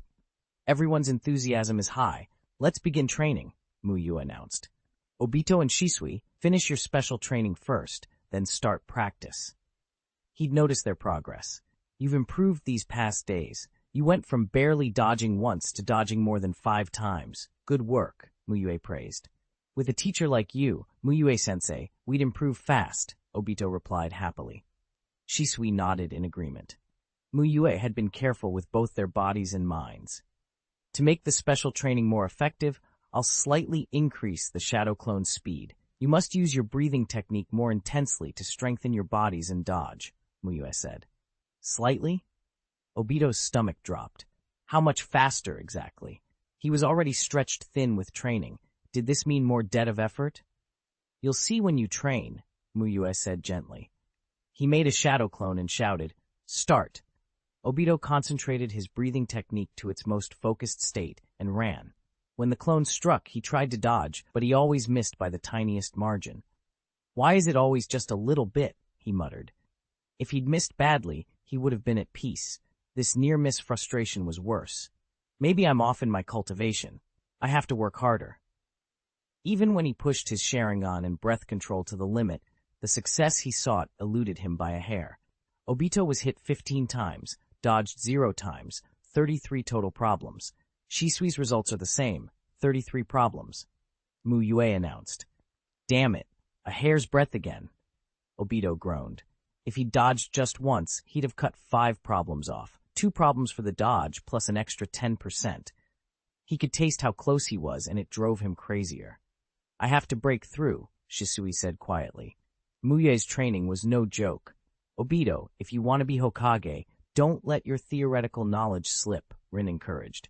"It's not about the numbers, I just want to do better in training," Obito said quickly, shifting his expression. He had said he wanted to become Hokage. He wasn't about to back away. Kakashi chimed in. "Mu Yue-sensei, why not double Obito's problems to boost his theory?" Obito panicked at the idea of Mu Yue considering it. "Mu Yue-sensei, the problems should follow the rules," he blurted. Mu Yue's finger tapped Obito's forehead with a smile. "Then finish all the problems seriously." Relief flooded Obito. He exhaled and already planned how he'd confront Kakashi after training. 251. Sarutobi Hiruzen's surprise. 5 days after returning to Konoha, Mu Yue received his pass for the ninjutsu pavilion and went to pick 10 techniques. Choosing well could noticeably boost his apparent strength. He didn't have many powerful jutsu he could openly claim as his own. Fire Release, Great Dragon Fire Technique, and Fire Dragon Flame Bullet had come from Danzo. Vacuum Sphere was a reward from Hiruzen Sarutobi, and a few more common techniques had been legitimized through circumstances, like when he used Water Formation Wall and Water Dragon Bullet while teaching Asuma, or the Water Severing Wave in a fight with a tailed beast. Konoha mainly regulated high-level and forbidden jutsu. After a ninja's graduation, ordinary techniques were easy enough to learn, but high-grade jutsu were tightly controlled. Besides, most ninjas in battle relied on taijutsu and tools. They didn't have the chakra to use a long list of jutsu. If a technique was rare and difficult, like Tobirama Senju's Water Severing Wave, It was a different matter. Mu Yue didn't know whether the pavilion would even have Tobirama's water-severing wave, but if it did, he would take it. Such a technique was a true test of water release talent. He had imagined the pavilion might be hidden behind barriers, but it turned out to be underground with guards at the entrance. Mu Yue showed his pass. After a careful look, one guard nodded and opened the door. Inside, another middle-aged ninja was on duty. Mu Yue handed him the pass. "You can choose any tenjutsu from everything we have," the man said, taking the pass. "They don't have to match your rank, but I'd recommend picking techniques that suit you, not just going for high-ranked ones." He gave the warning with a patient look. Rarely did someone get 10 free selections at once, and Mu Yue looked young. The pavilion's ranking system measured learning difficulty, not raw power. High-ranked jutsu were generally powerful, but they required complex nature and form transformations and deep technical knowledge. Picking only top-ranked techniques could raise questions about whether the user could actually learn them and how long it would take.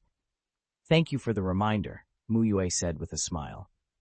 It didn't apply to him so much, but he accepted the courtesy. The interior resembled a smaller version of Konoha's library, 2-meter-high shelves lined with scrolls. Small plaques in front of each scroll summarized the jutsu. Mu Yue went to the water release section first.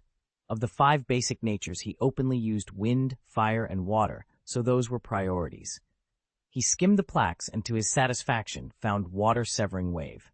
The plaque warned of its extreme difficulty and recommended it only to ninjas deeply skilled in water release and form transformation. He took the scroll. He continued through the shelves. There were other Tobirama-developed water jutsu, but he chose none of them.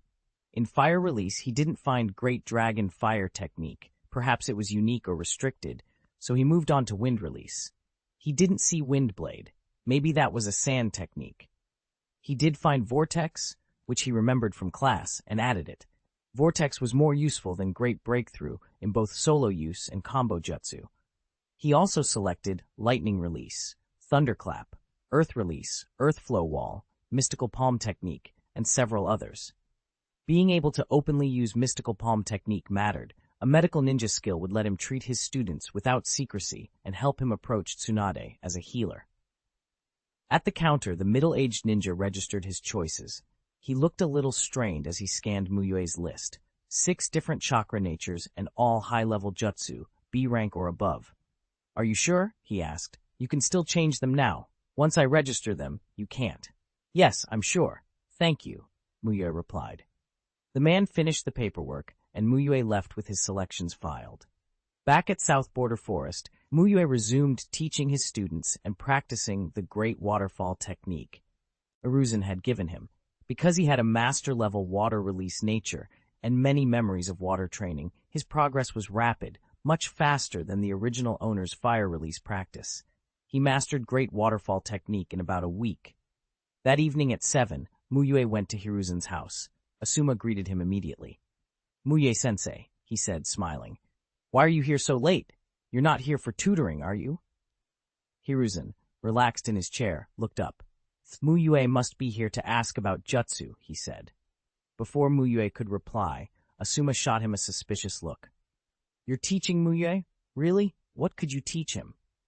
Hiruzen's face darkened at his son's distrust. He was the 3rd Hokage, renowned, a professor of jutsu who had thousands of techniques. Teaching a young jonin like Mu Yue was well within his ability. "Your old man is teaching Mu Yue Shuriken Shadow Clone Technique and Water Release, Great Waterfall Technique," Mu Yue said with a smile. "Both are A-rank jutsu. The Shuriken Shadow Clone Technique was created by the 3rd Hokage himself." Hiruzen glared at Asuma as if to say, "Even your idol respects me." Asuma bristled. "Is that technique so special? Why have I never heard of it? The first's wood release, for example, is famous everywhere." Hiruzen was speechless. Comparing an offensive technique derived from the Shadow Clone to the first's wood release was ridiculous. Still, he decided to demonstrate and broaden Asuma's horizons. He led them into the backyard, threw a handful of shuriken into the air, and performed the hand seals. Shuriken Shadow Clone Technique. Whoosh, whoosh, whoosh. Each shuriken split. 2 became 4, 4 became 8. In an instant, one shuriken multiplied into thousands, raining down, and embedding into the ground. The impact kicked up soil and grass everywhere until the yard was peppered with shuriken. "How's that?" Hiruzen asked, stroking his beard with satisfaction. He had always been proud of this creation. A shuriken thrown by a high-level ninja could pierce boulders, multiplying one into thousands, made dodge impossible. "It's powerful," Asuma admitted, impressed despite himself. Hiruzen turned to Mu Yue. "Have you looked at the scroll I gave you these past few days?" "Yes. I've already started learning it. I can use it preliminarily, though I'm not as proficient as you, third Hokage-sama," Mu Yue said. "You can use it already? Demonstrate for me," Hiruzen said, surprised. The technique was considered harder than multiple shadow clone. Creating clones of a material object required finer control. If Mu Yue could learn it in half a month, it would be impressive. That he could use it in only a week was even more so. Mu Yue pulled out a shuriken, threw it, formed the signs, and called, "Shuriken Shadow Clone Technique!" Whoosh! Whoosh! The single shuriken multiplied into several dozen and embedded in the ground. Hiruzen exhaled a whisper of white smoke, his gaze warming with admiration. He had thought educating talent inside Root was pointless, but here was a genuine jutsu genius. "As expected of Mu Yue-sensei," Asuma exclaimed. Hiruzen, who was smoking, choked at the praise. He had produced thousands and heard, "pretty good." Mu Yue made dozens and got "amazing." Whose son was this, he wondered. "Asuma, go inside and take a bath," Hiruzen said, sending his son away with that out-of-sight, out-of-mind thought. Before leaving, Asuma clapped for Mu Yue. "When you master it, come teach me. The old man doesn't even know how to teach." Hiruzen rubbed his forehead. "Please excuse him," he apologized to Mu Yue. He was an able politician and teacher, but as a father, he sometimes fell short. "Children his age are rebellious. He probably still respects you deep down," Mu Yue said with a smile. He suspected friction between Asuma and Hiruzen had been inevitable. Different personalities and the pressure of being the Hokage's son drove them apart. Hiruzen sighed and smiled faintly as he removed his pipe. He'll understand when he grows up. And Hiruzen began instructing Mu Yue on how to maintain consistent multiplication in the Shuriken Shadow Clone technique. Once the immediate demonstration was over, he asked, "What do you think about working at the Ninja Academy?" He offered Mu Yue a Jonin instructor post. Jonin instructors had flexible schedules, could keep their current students as interns, and had more time and resources to improve themselves. Now that Mu Yue had shown the strength to defeat Hidan, an unusual jutsu talent, Hiruzen wanted to cultivate him. Mu Yue politely declined. "Thank you, third Hokage-sama, but I really enjoy teaching at the Ninja Academy. I like the students there. I feel relaxed and happy. But please rest assured," he added, "I'm also improving myself diligently. The more knowledge I master, the better the students I can train." Hiruzen opened his mouth to tell him he didn't need to be that powerful to teach academy kids, but the words became encouragement instead. He guessed Mu Yue's time en route had made him appreciate the innocent atmosphere of the academy. "Danzo, you nearly ruined a genius," he muttered to himself, relieved that Mu Yue had been extracted from Root. After the war, he resolved to tighten control over Root. Mu Yue also asked Hiruzen questions about the Great Waterfall technique to prepare for his next demonstration. The conversation continued late into the evening. The next day at noon, after morning training, everyone rested. Mu Yue selected a few questions from Shisui's problem set to explain and had all the students come observe and learn. Chapter 252, Uchiha, from the Warring States period to the genocide. Material 1. During the Warring States period, there were two powerful ninja clans, the Senju, who valued love, and the Uchiha, who valued power. The two clans fought to the death and regarded each other as mortal enemies. If someone heard the other clan's name, they would attack on sight. Yet Uchiha Madara, leader of the Uchiha, and Senju Hashirama, leader of the Senju, shared an unusual friendship.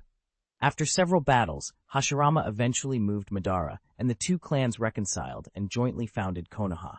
Hashirama supported Madara to become Hokage, and Madara himself also wanted the post. In the Hokage election, however, every clan and resident of Konoha backed Hashirama, and Hashirama ultimately became the Hokage.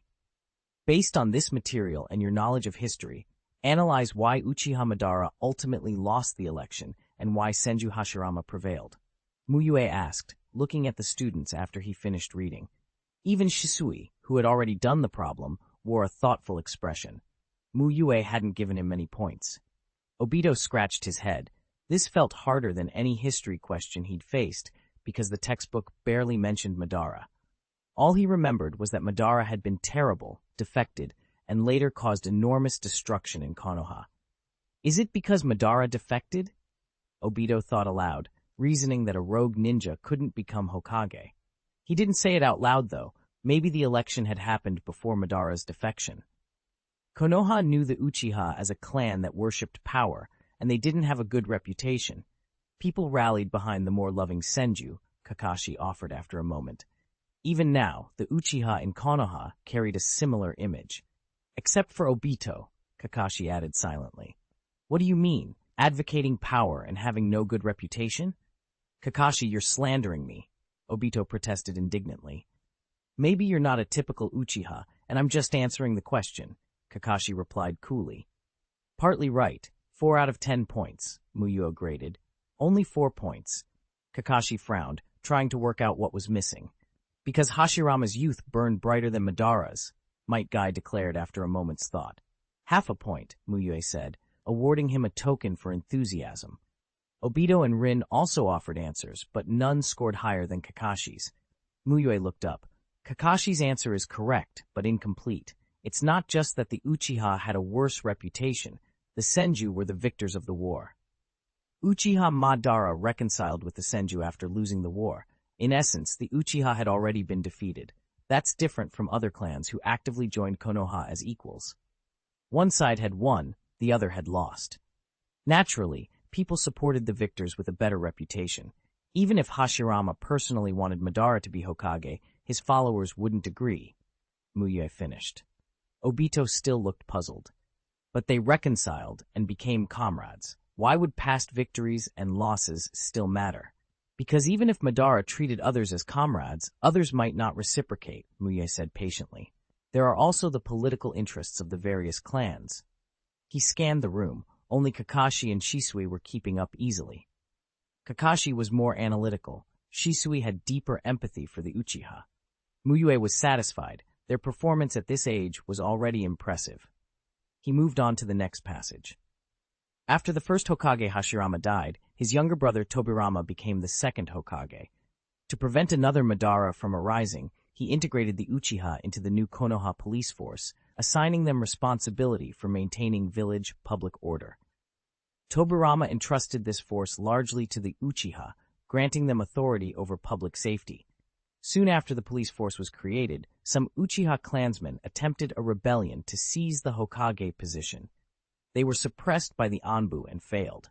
From then on, the Anbu Moni toward the Uchiha, and the Uchiha's reputation deteriorated even further, disliked by many other clans and the populace.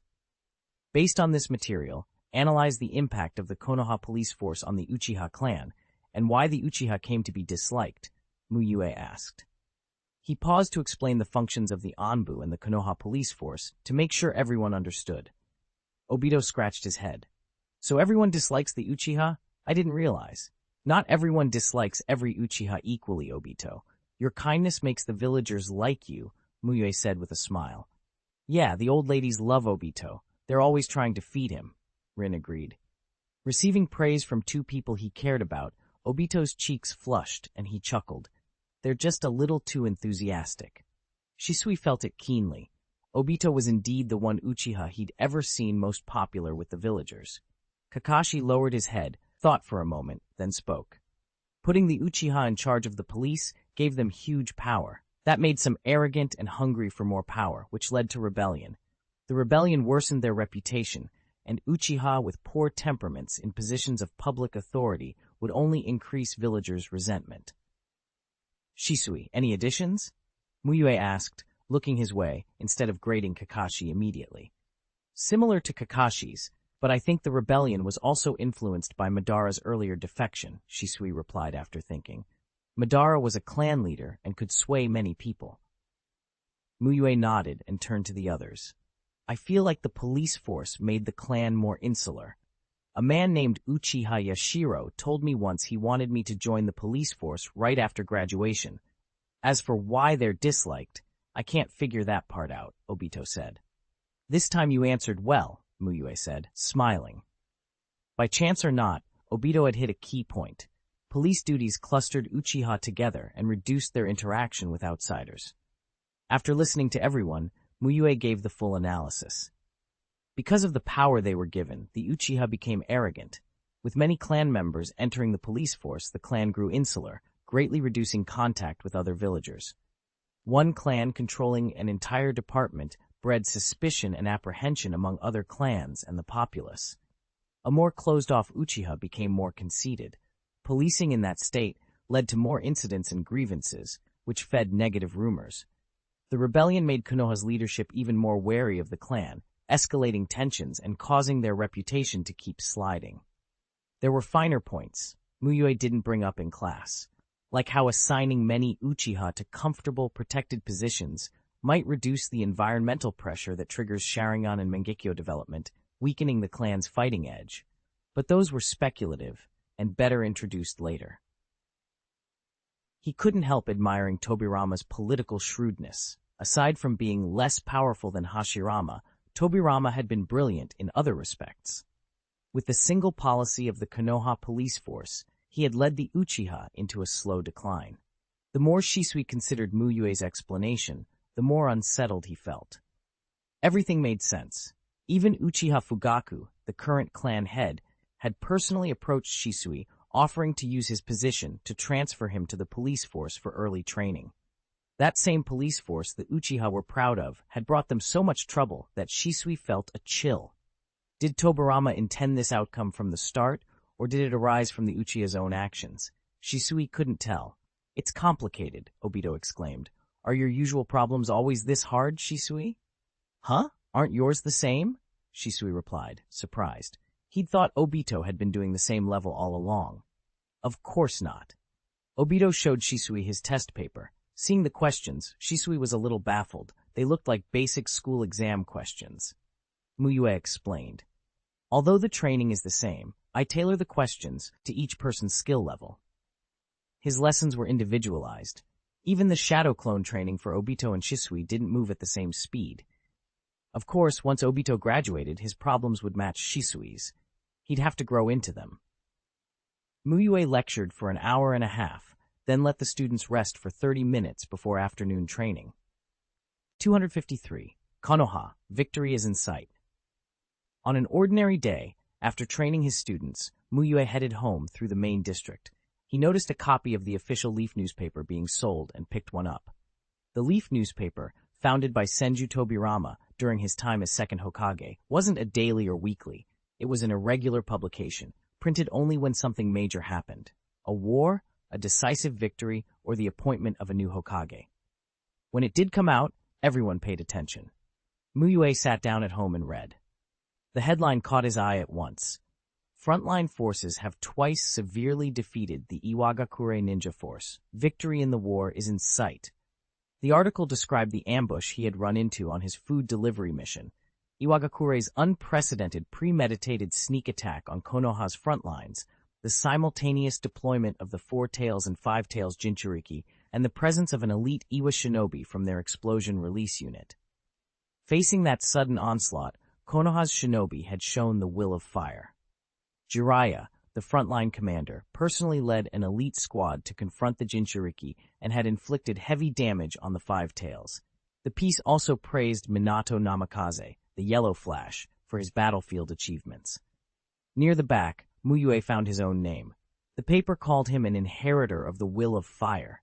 Though he had been on a simple C-rank delivery, he'd stepped into the fight to protect the village, fought to repel the Jinchuriki, and defeated the powerful explosion release hunter. The report noted, too, that Obito and Kakashi had been members of his squad, but they were left unnamed, grouped under Mu Yue's leadership. Mu Yue set the paper down with a small smile. This wasn't a bad thing. The Leaf newspaper didn't print names lightly. Being mentioned at all was meaningful. Fame could be useful. He knew, though, that it could have drawbacks. Men like Danzo might see the report and remember the subordinate they once took. Fortunately, Mu Yue felt ready. He had no clear weaknesses Danzo could exploit, and Hiruzen Sarutobi would make it plain who the Hokage answered to. In short, he wasn't worried. For Mu Yue's daily life, the newspaper changed little. His routines remained: teach disciples in the South Border Forest, study sealing techniques, and work on breathing techniques at home in the main district. The bigger effect was on his shadow clone teaching at the ninja school. When the teachers read the report, many were surprised to find Mu Yue's name. They might not know the full threat posed by an explosion release hunter, but they understood what played a significant role in repelling the Jinchuriki implied. Jinchuriki were the ace weapons of the great villages, terrifying on the battlefield, and for Mu Yue to have been integral in such a fight impressed the chuunin instructors. "Teacher Mu Yue, you actually went to the battlefield and repelled the Jinchuriki with Lord Jiraiya?" Kimura Sugito blurted, stunned. He'd long respected Mu Yue's teaching, and known him as a special jonin who'd become vice-class leader at the school, but this was beyond what Sugito had pictured.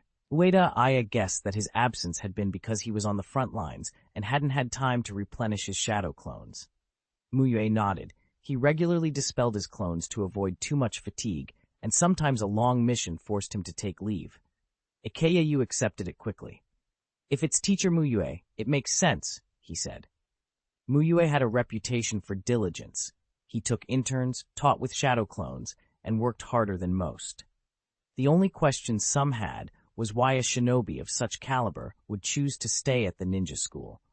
Mu Yue deflected modestly. "It was nothing. I just assisted Lord Jiraiya. The main effort was his." The teachers were excited for a few days, but it faded. Mu Yue was someone they saw every day, and life returned to normal. The students paid even less attention. Most wouldn't spend their pocket money on newspapers when snacks were an option, so Mu Yue's battlefield deeds didn't ripple down to the class level. The bigger conversation in the village, however, wasn't about him. Jiraiya was the star of the report. People talked about how the Sannin had held the line against two Jinchuriki, and non-shinobi debated the strength of the Sannin and Jinchuriki, just like netizens arguing over power rankings. Jiraiya's standing as one of Konoha's Sannin, a title given by Hanzo the Salamander after Hanzo's defeat, only amplified the interest. A compliment from someone like Hanzo was not a slight, it was recognition from a top-tier warrior of the ninja world. During a training break, Obito, who hadn't seen the paper but felt the buzz in the village, grumbled, "Why's everyone talking about Toad Uncle? I think Teacher Mu Yue is amazing." "Toad Uncle?" Rin asked. "Do you mean Jiraiya?" "He calls himself a Toad Sage, but I don't think he's a real sage, so I call him Toad Uncle," Obito said simply. To him, a sage implied something truly other, the long-lived elders like Fukasaku and Shima, or the mythic Six-Path Sage. Kakashi had read the paper and tossed the folded copy to Obito. "Rin, you haven't seen it either? Let's read and see what it says about me," Obito announced as he sat beside her. He scanned the large headline, "Victory in the War in Sight." At first he laughed with pride, but as he read, he grew quiet. The front was all Jiraiya, the Will of Fire, and Minato. His and Rin's names did not appear. "Kakashi, you bought it and didn't tell us? Our names aren't here," Obito complained. Kakashi pointed to a paragraph. Obito read aloud, confused. Aside from Hayate Mugetsu, his squad members also contributed their share to the war. Their entire squad understood and practiced the Will of Fire. When had they all understood and practiced the Will of Fire? Obito wondered. He'd always missed points on questions about it in tests. "It's like that," Kakashi said. "If you aren't considered important, the paper usually won't give you a name, but you're mentioned." Obito took it philosophically. Someday, he figured he'd be featured in full. Mu Yue's example and Jiraiya's detailed praise gave him something to aim for. Mu Yue, coming by after finishing the great waterfall technique, overheard them and offered encouragement. "Your graduation exam is in 2 weeks, he told Obito, patting his shoulder. "There's no written test this time. Just demonstrate your skills. Show what you can do. As long as it's not theory, I'll be fine," Obito said confidently. Mu Yue agreed. With proper training, they could earn the skill proficiency scrolls. Those basic ninjutsu were well within reach with focused practice. After class, Mu Yue headed home. On the way, he ran into an old acquaintance. Minato and his teammates noticed him and greeted him with warm smiles. The paper had done its job. It had recorded an important moment in the war, praised leaders like Jiraiya and Minato, and quietly noted the contributions of others, including Mu Yue and his squad mates, whose names might not be on the front page yet, but who had already begun to make their mark. Chapter 254, The Idea of a Human-Tailed Beast. When Minato returned, Dekai and Kamizuki Izumo, who were standing nearby, also greeted Mu Yue. They hadn't known each other long, but having fought a Jinchuriki together had been enough to forge a quick camaraderie. "Minato, you're back. Has the front finally calmed down?" Mu Yue asked, a trace of surprise on his face. "It's not completely over. Iwagakure hasn't surrendered or signed any peace treaty yet, but their forces have been driven out of the grass country. The war can be considered temporarily over, and my mission is done, so Jiraiya-sensei let me come back first," Minato replied with a smile. "Full defeat for them is only a matter of time. Konoha's strength shows," Dekai said with a laugh. The recent string of victories over Iwa had given him plenty of confidence. "I see. Then you've worked hard, keeping the enemy away from the Land of Fire," Mu Yue nodded, approvingly. As expected, the war with Iwagakure had reached a temporary halt. If nothing unexpected happened, Minato would soon become Obito's instructor. "Haha, Mu Yue, weren't you one of the ones working hard too? That battle against the Jinchuriki was thanks to you," Dekai said, patting Mu Yue's shoulder. He'd been impressed by Mu Yue's ninjutsu. His fire release had almost injured the careless Five-Tails Jinchuriki, and Mu Yue had even managed to withstand the Four-Tails' lava release briefly. "It was a success because of everyone's effort," Mu Yue replied with a modest chuckle. "Isn't that Minato?" A lively young ninja with a single ponytail brightened when she saw him and called out cheerfully. Two other girls of the same age smiled and greeted him as well. "Hello," Minato returned the greeting with a smile. He wasn't close to them, but it was polite to answer. "Minato, you're amazing. I read the latest Leaf newspaper. You and Lord Jiraiya drove back the Jinchuriki. You're a real hero of Konoha." The ponytailed girl's eyes sparkled as she gushed. "It wasn't just Jiraiya and me," Minato corrected. "A lot of people helped." Who is he?"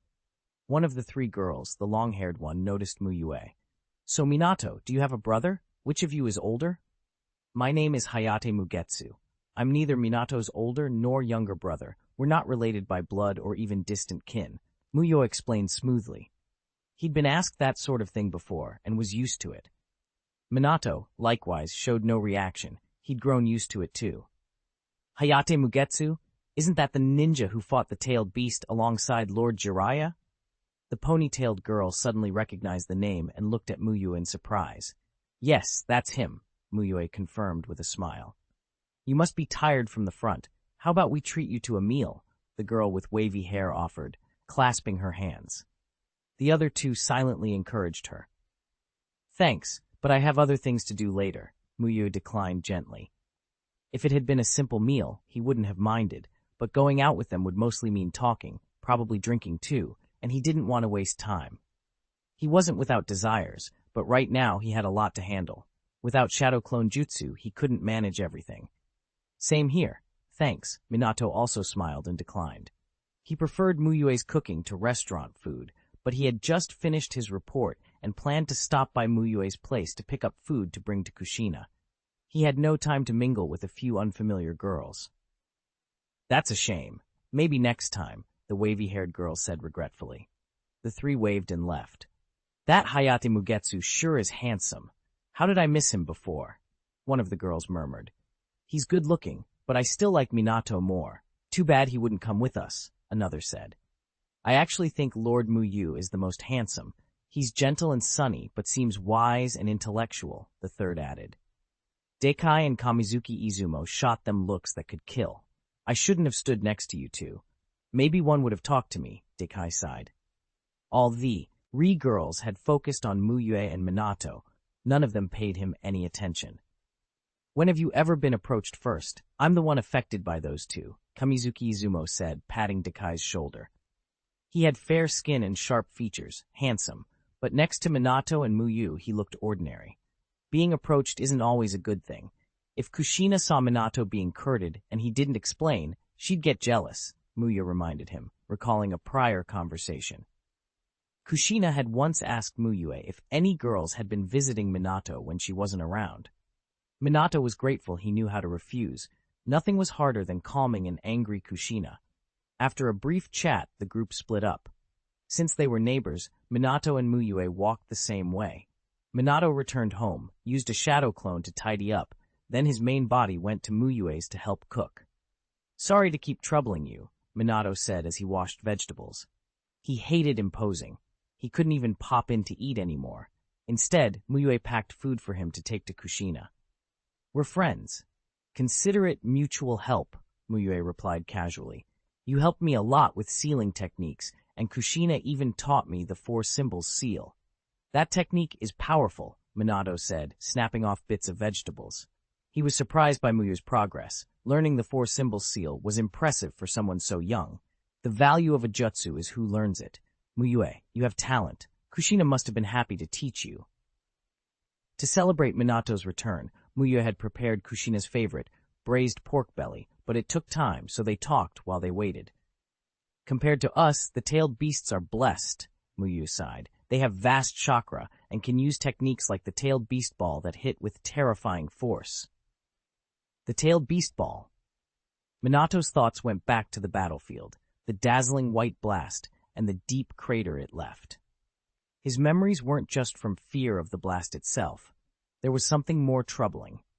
His girlfriend Kushina was a Jinchuriki. Her tailed beast was the Nine Tails, the strongest of them all. The thought of that monster sealed inside Kushina made Minato uneasy. If the war ever turns critical, the Jinchuriki will be sent to the front, Minato worried. Konoha was hiding Kushina now to help her learn to control the Nine Tails, to turn her into a reliable combat asset. Minato knew the harsh truth. Jinchuriki were assets for war, not just people to be protected. If Konoha's fortunes changed, Kushina might be forced into battle, and she'd likely face other Jinchuriki or the top fighters of enemy villages. "It would be good if we had a ninjutsu with power comparable to the tailed beast ball," Minato said, thinking aloud. The tailed beast ball's force was such that even Jiraiya in Sage Mode could only avoid its direct impact. Kushina, who hadn't mastered the tailed beast ball, would suffer greatly if she met a Jinchuriki who could use it. "Why not try to develop a human version of the tailed beast ball?" Mu Yue suggested with a smile. Minato froze at the idea. If you want a technique with similar power, imitation and improvement is the quickest way. "Of course, I was just saying it casually. The tailed beast ball isn't something to copy easily," Mu Yue joked, but Minato's eyes lit up. "I think it's entirely possible," Minato said excitedly. "They're both ninjutsu. Why should only tailed beasts be able to use them? We can try to develop a human version." "Theoretically, it's feasible," Mu Yue agreed. "The tailed beast ball is spherical, and it doesn't seem to be a simple nature transformation. We could start by forming a basic chakra sphere, and then—" Minato's inspiration burst out.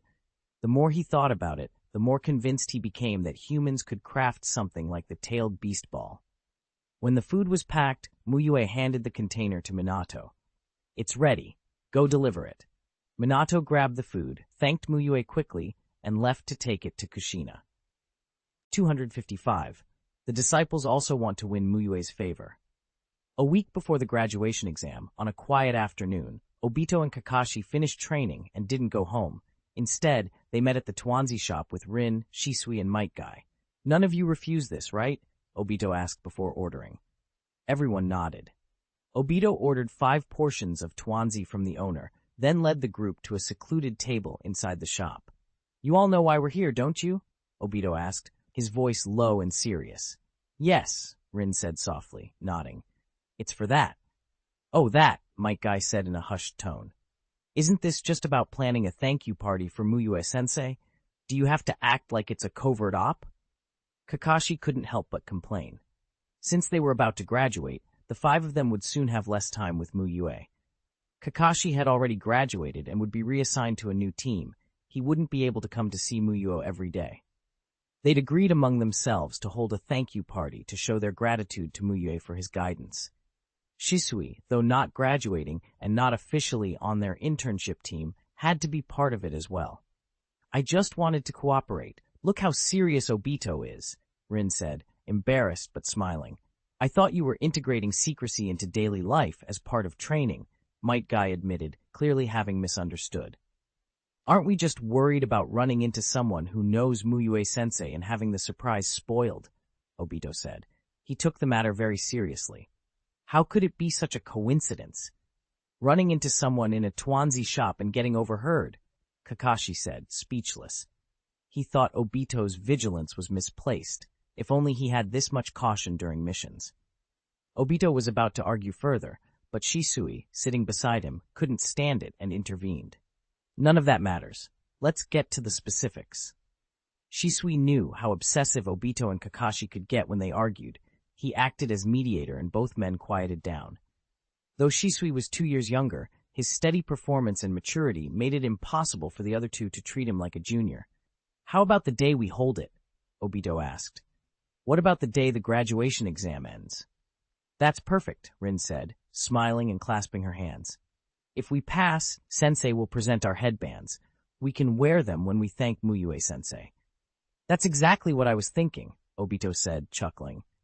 Once the kid who'd ranked near the bottom of his class learned and improved under Mu Yue's guidance, he wanted to graduate and present his gratitude wearing his headband. I don't mind, Kakashi said, shrugging. Time wasn't the important thing to him. It'll feel great. Just thinking about it makes me excited, Metkai said, getting a little teary-eyed at the thought. Okay, Shisui agreed without hesitation. They had a week to plan. Next came the content of the thank you party. We definitely need to give a gift, Obito said. Should it be one gift from all of us, or 5 individual gifts? Kakashi looked thoughtful, but Shisui was quick to reply. Why choose? Each of us can give individual gifts, and we can also give one together. That's a good point, Obito said after a pause. He'd been stuck on the choice. Now it seemed obvious they could do both. Individual gifts could be personal, but the group gift needed deliberation. Let's start with what Mu Yue-sensei likes, Kakashi suggested. You've known him the longest, Shisui. Go first. Shisui was the first among them to meet Mu Yue, and he mulled over his memories. Mu Yue liked to see his students get stronger, but that wasn't a tangible present. Shisui recalled small details. Mu Yue practiced calligraphy in the office at lunch and sometimes gave them his works. But when he tried to dig deeper for other hobbies, he realized he didn't know much beyond Mu Yue's gentle teaching manner and his fondness for calligraphy. Maybe after I'm stronger, I'll understand him better, Shisui thought. For now, he could only say Mu Yue-sensei likes calligraphy and he enjoys teaching students. Those are obvious, but maybe we should think of something less obvious, Obito said, rubbing his head. Many at the ninja school already knew about Mu Yue's calligraphy. Buying one brush together felt a bit perfunctory for a gift from 5 people. I remember Mu Yue-sensei saying he likes egg dishes. Why don't we cook an egg dish for him? Metkai offered, stroking his chin. Can you cook? Obito asked. Shisui and Kakashi nodded. Both could handle meals on their own. Metkai shook his head. He'd only been throwing out ideas. Rin also shook hers. Her parents were alive and provided meals, so she hadn't learned cooking yet. If it's just Shisui and Kakashi doing it, that's unfair, Obito said, abandoning the idea. They couldn't put all the work on 2 people. Obito kept racking his brain for other ideas and found it surprisingly hard. In the end, calligraphy still looked like the most reliable group gift. Maybe Mu Yue-sensei doesn't have many hobbies, Rin said gently. What matters most is that we convey our gratitude. And we still have a week, she added with a smile. We can ask other sensei or Mu Yue-sensei's friends. Rin's calm reminded Obito to relax. 7 days was enough to ask around. If they still came up empty, they'd just pick the best gift they could and make sure it came from the heart. Just then, the owner brought the 5 portions of Tuanzi and set them on the table. Obito popped one on a skewer into his mouth and eyed Shisui with a hint of envy. You were lucky to meet Mu Yue-sensei right when school started, he said. If I'd met him earlier, maybe I'd be much stronger now, and I'd have more time with him. Shisui smiled slightly. Even after you graduate, you're still his disciple. You can always go to Mu Yue-sensei for training. Obito knew that, but the thought worried him. If he graduated and couldn't see Mu Yue every day, he might be tempted to fail intentionally just to delay graduation and stay under Mu Yue's tutelage a few more years. Kakashi, what's it like for Genin right after graduation? Obito asked the only official ninja at the table. He wanted to compare the life of a full ninja to their internship. It's similar to internship. You train a lot and can't take missions above D rank, Kakashi answered. That, in his experience, was the routine. Train or go on missions, depending on assignments. Of course, it depends on the instructing sensei, he added. I hope we get a sensei who doesn't interfere much, so I can still go to Mu Yue sensei for extra training, Obito said, clasping his hands together. If only Mu Yue would be their instructing sensei. But Mu Yue had already told them he didn't intend to take on a team. That's impossible, Kakashi said flatly. If he did that, he couldn't be an instructing sensei, and he has his classes to teach. Anything's possible, Obito protested. You're such a pessimist. I feel sorry for your future teammates, having to train and do missions with someone as boring as you. I'm the one who should feel sorry for your future teammates, having to go on missions with you and all your daydreaming, Kakashi shot back. 256. Minato, who wants to become a teacher. After his conversation with Mu Yue, Minato felt inspired. He decided to lay low on missions for a while and concentrate on developing his ninjutsu. Just as he was thinking about how to imitate the tailed beast ball, a messenger arrived to say the Hokage wanted to see him. Minato hurried to the Hokage's office. He knocked. Come in, Hiruzen Sarutobi's voice called. Minato pushed open the wooden door and stepped inside. Third Hokage, do you have a mission for me? He asked without preamble. A summons like this usually meant either a specific mission or something important. Hiruzen removed his pipe, exhaled a ring of smoke, and chuckled.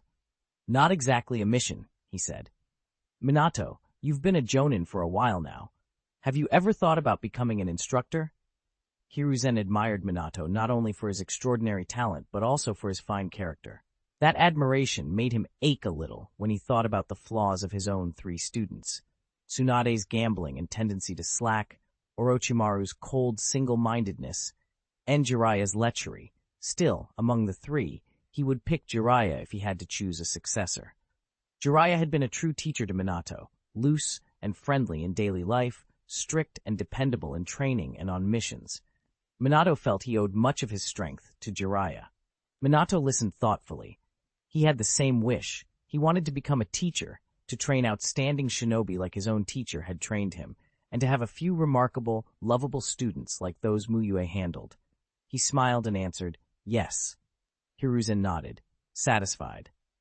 The Academy's graduation exam is coming up, and soon there will be a new batch of genin. You'll likely be assigned a team of 3 of them. He handed Minato 3 files. With wartime standards lowered, graduation was all but guaranteed, so Hiruzen had already prepared the trio Minato would receive. Minato opened the first file and paused at the portrait. White hair, a mask, Kakashi Hatake. He remembered the boy from Mu Yue's intern team. For his age, his ability was exceptional. Looking at the name, Minato's first thought was of Sakumo Hatake, the White Fang. What an excellent child. It's a pity about Sakumo, he murmured. The second file showed a black-haired boy with goggles, grinning broadly, Uchiha Obito. Minato remembered Obito from Mu Yue's team too, the one who had once teased Minato about looking like Mu Yue's twin. But when he read Obito's mission record, he was stunned. Even as an academy student, Obito already had 2 A-rank missions and an S-rank mission on his record, things many chuunin never achieved. Minato suspected the S-rank might be from being caught up in a large battle with Mu Yue, but the A-ranks were unexpected. There was also a single B-rank and, curiously, no C-rank missions at all. This resume was unbelievable for an academy student. The third file brought a relief. Rin Nohara. If it had been Metkai instead, Minato would have been tempted to confront Hiruzen about the specific arrangement.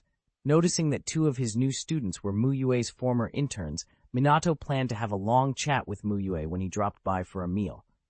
Pay special attention to Kakashi Hatake, Hiruzen said as he took another puff. You know Sakumo Hatake, don't you? Of course. No one in Konoha doesn't know the White Fang, Minato replied. Kakashi is his son. After that incident, Kakashi changed a lot. He became cold and distant. Hiruzen sighed. Mu Yue's efforts seem to have helped Kakashi find himself again, but I don't know if it'll stick. I want you to watch him closely, Minato. I arranged Rin and Obito as his teammates because they have good relations with him. We need to make sure Mu Yue's work isn't undone. Minato nodded solemnly. Even without Hiruzen's reminder, he would take responsibility for his students' problems. That was what a teacher did. That evening, Minato went to Mu Yue's house, partly to talk about the allotment, partly because he hoped to freeload Immersive. Eel. Mu Yue was usually only home at mealtimes and at night, otherwise he was teaching. Minato helped wash vegetables with practiced motions and then smiled as he spoke. Mu Yue, I'm going to be a teacher now. Not at the academy, but an instructor is still a teacher. You're already my sealing technique teacher, aren't you? Mu Yue said with a chuckle. Kushina contributed more, Minato said modestly. He knew his sealing skill wasn't quite Kushina's level, but he had helped Mu Yue when the latter was learning sealing techniques. I heard from the third Hokage that 2 of the students you were mentoring, Kakashi and Obito, are being assigned to you, Minato continued, trying to read Mu Yue's reaction. Mu Yue's face registered surprise, then a smile. That explains it. It's their luck to have you. I know your strength. Among Konoha Jonin, only the Sannin are above you. Mu Yue had glanced at Minato's status. After months of battlefield training, Minato's chakra had increased significantly, his Flying Thunder God technique proficiency had risen, and his overall abilities had improved. Mu Yue honestly thought Minato already ranked above many Jonin and was among Konoha's top fighters. Still, Minato waved that off. Everyone has their strengths. Your ninjutsu is actually stronger than mine in many ways. Power means nothing if it never hits anyone. Your Flying Thunder God is too fast, Minato. Mu Yue returned the compliment with a grin. Usually there are 3 students in a squad, right? Who's the third? Mu Yue asked cautiously. He wondered whether Hiruzen might have grouped Kakashi with Obito and, say, Metkai, which would change how Mu Yue planned for his own students' development. Rin Nohara, Minato replied, handing the washed vegetables back. There was no need to hide such information. That's a coincidence. Rin's actually my disciple, too. Mu Yue looked a little surprised but pleased. He'd kept that fact discreet before. His hidden past with Root and a lower visible rank made such ties awkward, but now his strength was visible enough that discretion was less necessary. Weren't you mentoring a boy named Metkai as well? Minato asked, remembering Mu Yue's past work with young students. Before, I did a special training with a 4th grade class and discovered Rin's potential. I took her on as a disciple, Mu Yue explained. Minato realized then that all 3 of the students assigned to him had been under Mu Yue's wing. Why don't you become an instructor yourself, he asked. With Mu Yue's talent, teaching at the academy would let him guide the kids directly and flexibly. I prefer teaching at the academy, Mu Yue replied with a smile. Even after they graduate, I can still mentor them in my own time, and with my current standing, I can be more open about it. Then come by when you can, and teach me how to handle students, Minato said. You're better at this than I am. Mu Yue's teaching ability had been praised by Hiruzen. Minato wanted all the help he could get. Mu Yue smiled and nodded, and the evening settled around them in easy company, an instructor to be eager to learn, and a teacher willing to show him how. Chapter 257. Shadow Clone Makes Great Achievements. After lingering at the Tuanzi shop and arguing in circles, Obito and the others still couldn't decide on a group gift. They agreed to ask other teachers at the ninja school and Mu Yue's friends before making a final call. After they parted ways, Obito went home for dinner, then wandered back into the streets of the main district. Even before the meeting, he'd already been thinking about a personal present for Mu Yue, so he had a rough plan in mind. Obito didn't know much about calligraphy, but he wasn't afraid to ask. From the bookstore owner he learned that brushes, ink, paper, and inkstones each had their own subtleties. At first he wanted to make a brush by hand, the way Mu Yue made ninja tools, but that turned out to be far harder than he imagined. He gave up on brushes and decided to make an inkstone instead. Simpler, he thought. An inkstone, to Obito, was basically a stone with a hollow for grinding ink. More elaborate ones just had carvings. That he could manage. After pestering old men and grandmas around town, Obito finally traded money for 3 suitable stones from an elderly calligraphy enthusiast. Elated, he then went to the bookstore for paper and ink and set about planning the inkstone at home. He didn't start carving right away. First, he wanted to draw the design. He laid out paper and pen and tried to sketch. 20 minutes later, he stared at a rectangle with a lopsided circle and a tangle of black lines beside it. The idea in his head was clear, but his hand had betrayed him. He thought Mu Yue's dragon-patterned kunai looked awesome and wanted a dragon on the inkstone too, but he couldn't even put a decent dragon on paper, let alone carve it. Damn it, drawing is harder than ninjutsu, he muttered and slumped into the chair. For a moment, he considered asking Rin or Kakashi for help. Rin had given him paintings for his birthday twice, and he trusted Kakashi to be good at anything he might try. Then he shook his head.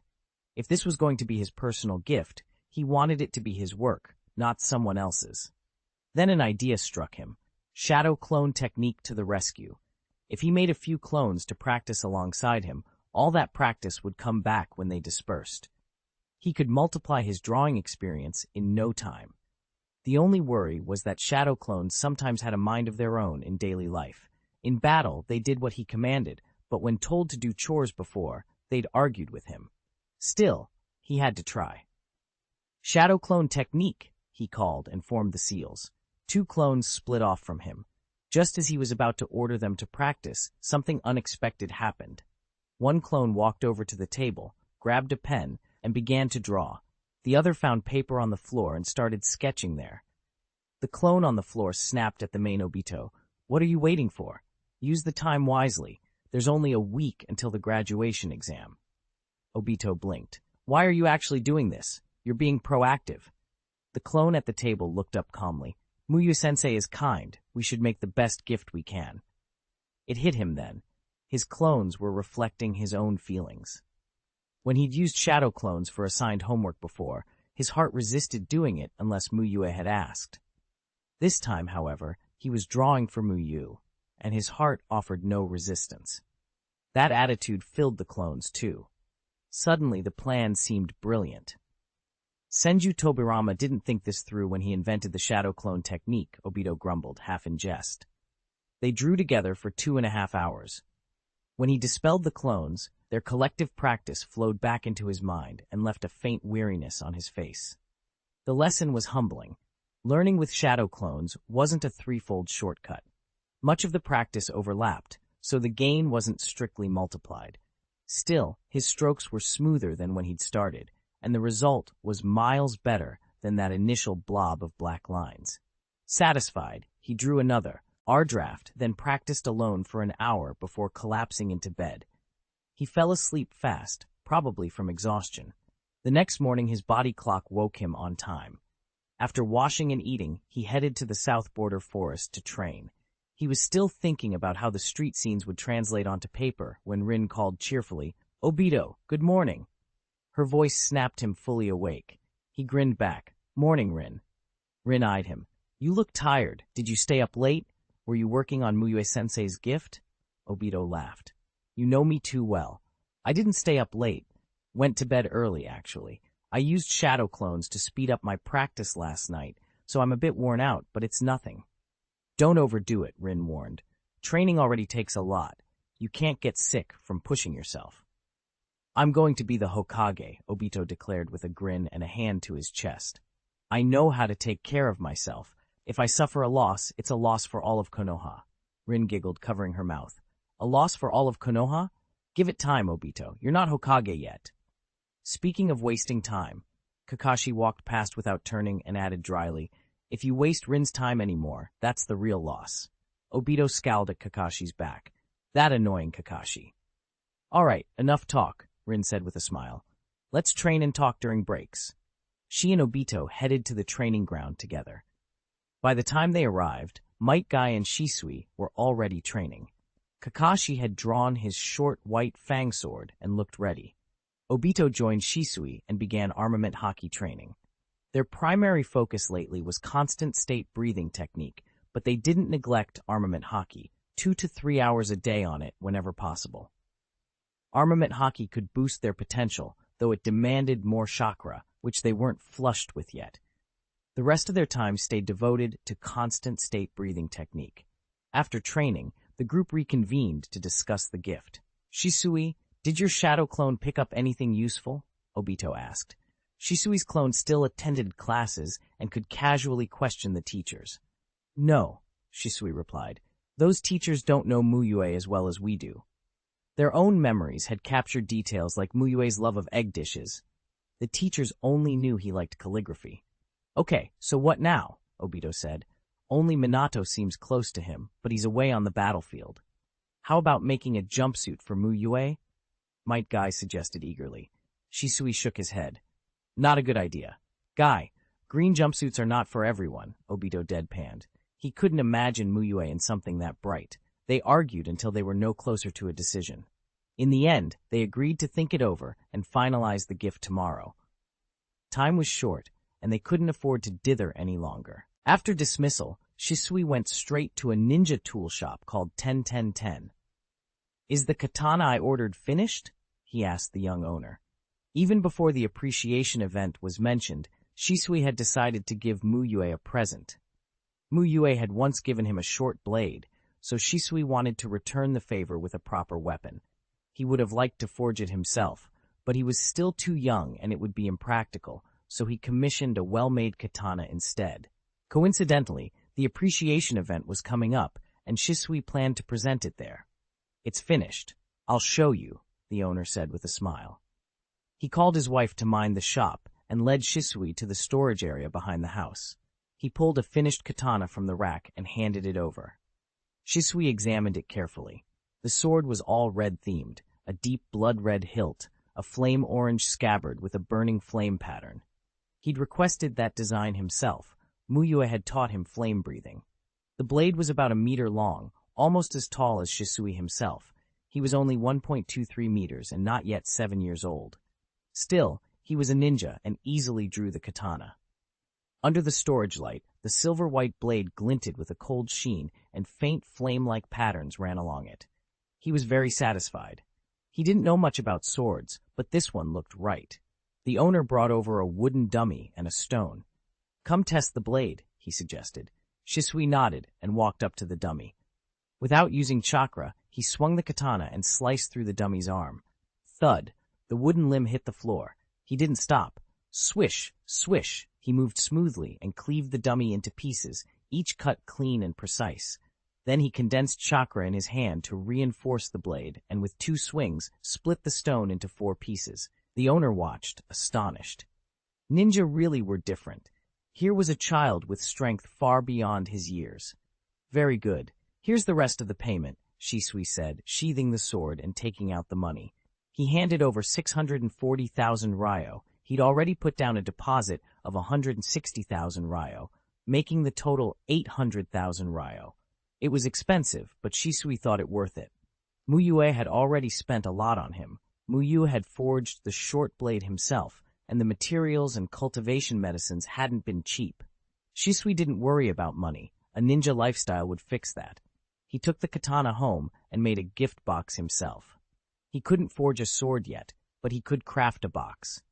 He'd been worried he wouldn't finish before the appreciation event, but he got it done early. At his home, Kakashi was also finishing his gift with a relieved smile that wasn't hidden by a mask. Mu Yue had only been Kakashi's teacher a short time, but he'd already taken a central place in Kakashi's heart. Mu Yue liked calligraphy, so Kakashi decided to make him a brush. After some study, he had learned how to make brushes and had come to understand the different strengths of different hairs. From the calligraphy Mu Yue had given him, Kakashi judged Mu Yue probably used a goat hair brush, so he made one. I worry a brush will be too ordinary, Kakashi thought. Since the disciples knew about the calligraphy side, many of them might give calligraphy-related gifts. Still, Kakashi reasoned, if everyone gives brushes, it at least shows they all cared. The next morning, on his way to the south border forest, Kakashi spotted a golden figure buying breakfast and assumed it was Mu Yue. Getting closer, he realized it was Minato Namikaze. Minato looked a lot like Mu Yue. Kakashi had planned to hurry to training, but he had missed his chance to ask Minato something on the battlefield yesterday, so he seized the moment. Good morning, Minato-senpai, Kakashi called. Good morning, Kakashi, Minato replied with a gentle smile. He was soon to be Kakashi's student, and his way of looking at Kakashi was kind. Kakashi noticed Minato's slightly different attitude, but didn't dwell on it. He went straight to his question. Minato-senpai, what kin, D of gift, do you think Mu Yue-sensei would like? The team is about to disband, and I want to give him something. Minato thought for a moment. If he were going to give Mu Yue something, it would probably be his experience with sealing techniques or a sealing technique itself, but a child like Kakashi couldn't offer that. Minato tried to recall any strong preferences Mu Yue might have, but came up empty. Just convey your feelings. Give what you want to give. Minato finally answered. From his understanding of Mu Yue, that should be enough. Thank you, Minato-senpai, Kakashi said, taking the advice in good faith, and headed to the south border forest to train. Minato watched him go with a smile, wondering if Kakashi would one day go to similar lengths to prepare a gift, and looking forward to life as a guiding sensei. Kakashi arrived early enough, despite a slight delay, though he was the last to show up. Obito seized the chance for payback. Kakashi, you never value training time. Get up earlier and come train sooner, he teased. Kakashi shrugged. I always get up early. I met Minato-senpai on the way and wasted a bit of time. Obito started to argue, then remembered Kakashi had just said he met Minato. Isn't Minato-senpai on the battlefield? How did you meet him? He blurted. Mu Yue, who was standing nearby, answered for Kakashi. The frontline fighting has ended for now, so Minato came back to rest. Obito realized Mu Yue was right beside them, and the appreciation event wasn't a topic to discuss in front of their teacher. He gave Kakashi a look and held back. We'll talk after training. Kakashi understood and kept quiet. Mu Yue watched them fall silent with slight confusion. It wasn't like Kakashi and Obito to stop after only a couple of sentences. Quietly, Mu Yue walked over to Obito. Obito, Mu Yue asked with a smile, your total concentration breathing training has been going on a while. Have you noticed your constant state lasting longer lately? Obito answered honestly. I haven't felt anything special. Maybe I've trained less at home. I've been busy with other things. Don't worry. I know you train diligently. Your free time is yours to manage, Mu Yue said, patting Obito's head. He moved on to watch Metkai and asked, Guy, how's your 8 gates training? Are you close to opening the 3rd gate? Guy shook his head. Not at all. Maybe I've been slacking because I was preparing gifts, Guy wondered. When Mu Yue asked like that, it usually meant progress wasn't what he expected. Maybe my training has been low this week. I'll double it today, Guy declared with enthusiastic determination. No need. Just follow the normal schedule, Mu Yue said with a gentle smile, patting Guy's shoulder. Mu Yue suspected something else. His disciples might be busy with secret preparations after class and hiding it from him. Are they preparing a celebration or gifts for me because they're graduating? He wondered. All 3 main disciples had reached trust level 4, and Mu Yue felt they thought of him like family. Kakashi, while not quite at 4, was also highly trusting. Given that and the coming graduation, Mu Yue figured they were likely preparing something. He didn't imagine they'd do anything extreme. His students seemed perfectly normal. He didn't treat them with the same guarded caution he reserved for people like Hiruzen or Danzo. That would be exhausting. That afternoon, Mu Yue called Shisui and Obito aside and announced a special training exercise. Before I chased you around, he said, this time I'll let you hit back. I'll limit my speed to match yours. You can use any means to attack my shadow clone, and the clone won't attack you. The exercise was similar to the last one, but focused more on offense. Obito hesitated. No homework, right? He asked anxiously. He didn't want extra assignments that would cut into his gift preparations. For now, no, Mu Yue said with a smile. He'd originally planned a homework penalty, miss too often, get 5 questions per minute up to 10 minutes. But then, king his students might be preparing a graduation celebration, he softened the rules. He wasn't rigid. If his disciples needed free time, he wouldn't crush it. Yay! Obito cheered, ignoring the 4 now. Shisui relaxed as well. He'd practically finished his gift box, and too much homework would eat into the finishing touches. Shadow clone technique. Mu Yue formed the signs and produced 2 shadow clones, setting them a short distance apart. Shisui and Obito shifted their breathing, entering total concentration breathing and drawing in oxygen to strengthen themselves. Start! Mu Yue shouted. Obito raised a fist and charged. The shadow clone didn't attack, just stood ready. Obito lunged with a straight punch, then tried to strike the clone's head while kicking, but the clone easily sidestepped. Frustrated, Obito activated his two-tomo Sharingan. With it, he could see more, but it only made him more aware of how close he was to connecting without actually doing so. Fire release, Phoenix Sage fire technique. Obito formed a hand seal and spat numerous small fireballs from his throat, then sprinted forward to try and catch any opening. Mu Yue's clone used the trees of the south border forest to skillfully neutralize the fireballs. Obito's jutsu proved ineffective. Shisui concentrated and exhaled a great fireball without a hand sign, 2 in quick succession. The first was a blazing 2-meter ball, the second followed immediately. The power of each was slightly reduced, but the area covered was larger, essentially consecutive great fireballs. Mu Yue's clone formed a hand sign and used earth release. An earth wall rose and blocked both fireballs. Shisui paused. He'd forgotten one detail. Mu Yue had only said the shadow clone wouldn't attack, not that it wouldn't use ninjutsu. He activated his Sharingan and resumed the assault. After 5 minutes, Shisui picked up an important detail. The clone only used ninjutsu defensively in reaction to being hit by ninjutsu. If he attacked without ninjutsu, even in a critical moment, the shadow clone refrained from using ninjutsu at all. There had even been a moment he nearly touched the clone, and it still didn't use any ninjutsu. Is this training about learning the timing of combat? He guessed. If so, the timing of using ninjutsu mattered critically. He had to choose the right subtle moment. He needed to hide the fact that the clone wouldn't dodge without ninjutsu and, at the same time, develop an ability to disrupt the clone's movement. It sounded right in theory, but it was hard to put into practice. Even by the end of the 10 minutes, Shisui hadn't landed a single hit. "Both of you have 0 hits, Mu Yue announced. "It's so hard. Isn't this just like fighting a weakened version of you, sensei?" Obito panted. "My shadow clone isn't even attacking you. If it were a real fight, you'd have been defeated long ago," Mu Yue said, tapping Obito's head lightly. Obito still had his Sharingan active and couldn't dodge the simple tap. "The difficulty isn't much higher than the last training. You'll manage once you make some breakthroughs. Think more during combat," Mu Yue advised. Mu Yue mentally ranked his students. Kakashi had the best combat ability, then Shisui and Metkai. Rin didn't have enough data yet, and Obito was at the bottom. If everyone's abilities were equal, Obito would have little chance against Kakashi. Kakashi was excellent at combat analysis and had rich experience. "I understand. I'll focus on improving in training," Obito said with a sheepish grin, scratching his head. He knew he had to catch up. He'd often lost to Metkai in the past despite advantages. Mu Yue let them go, watching his students work. He stayed curious about their secret preparations, but chose to trust them. Chapter 59, Iwagakure's War Strategy.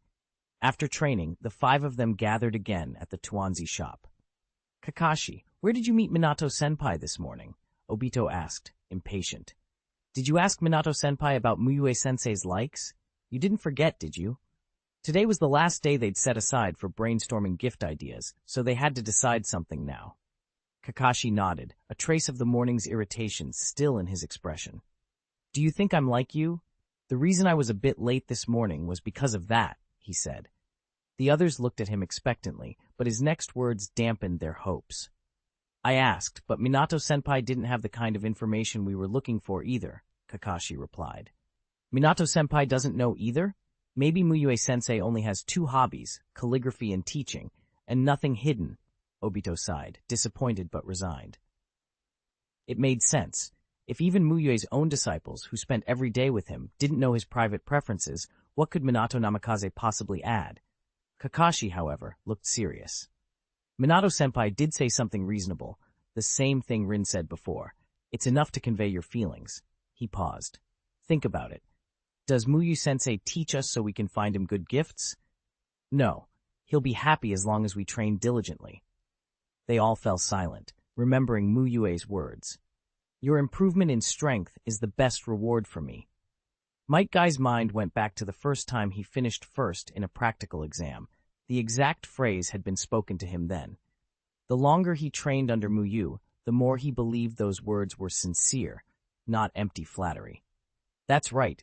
The most important thing is to show our feelings, Metkai said, giving Kakashi a thumbs up, his face full of approval.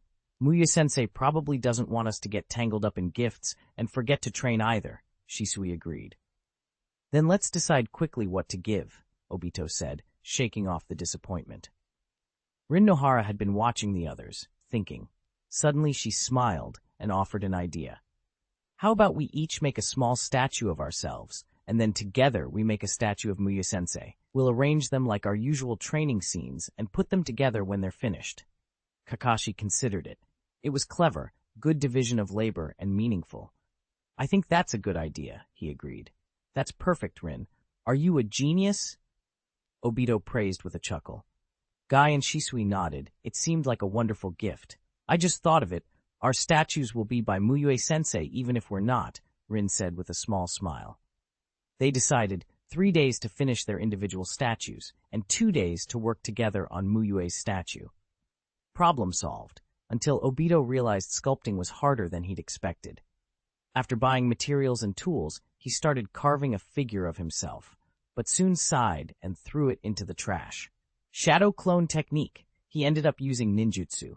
It wasn't supposed to be perfect. This was, after all, for Mu Yue, but it needed to look like him.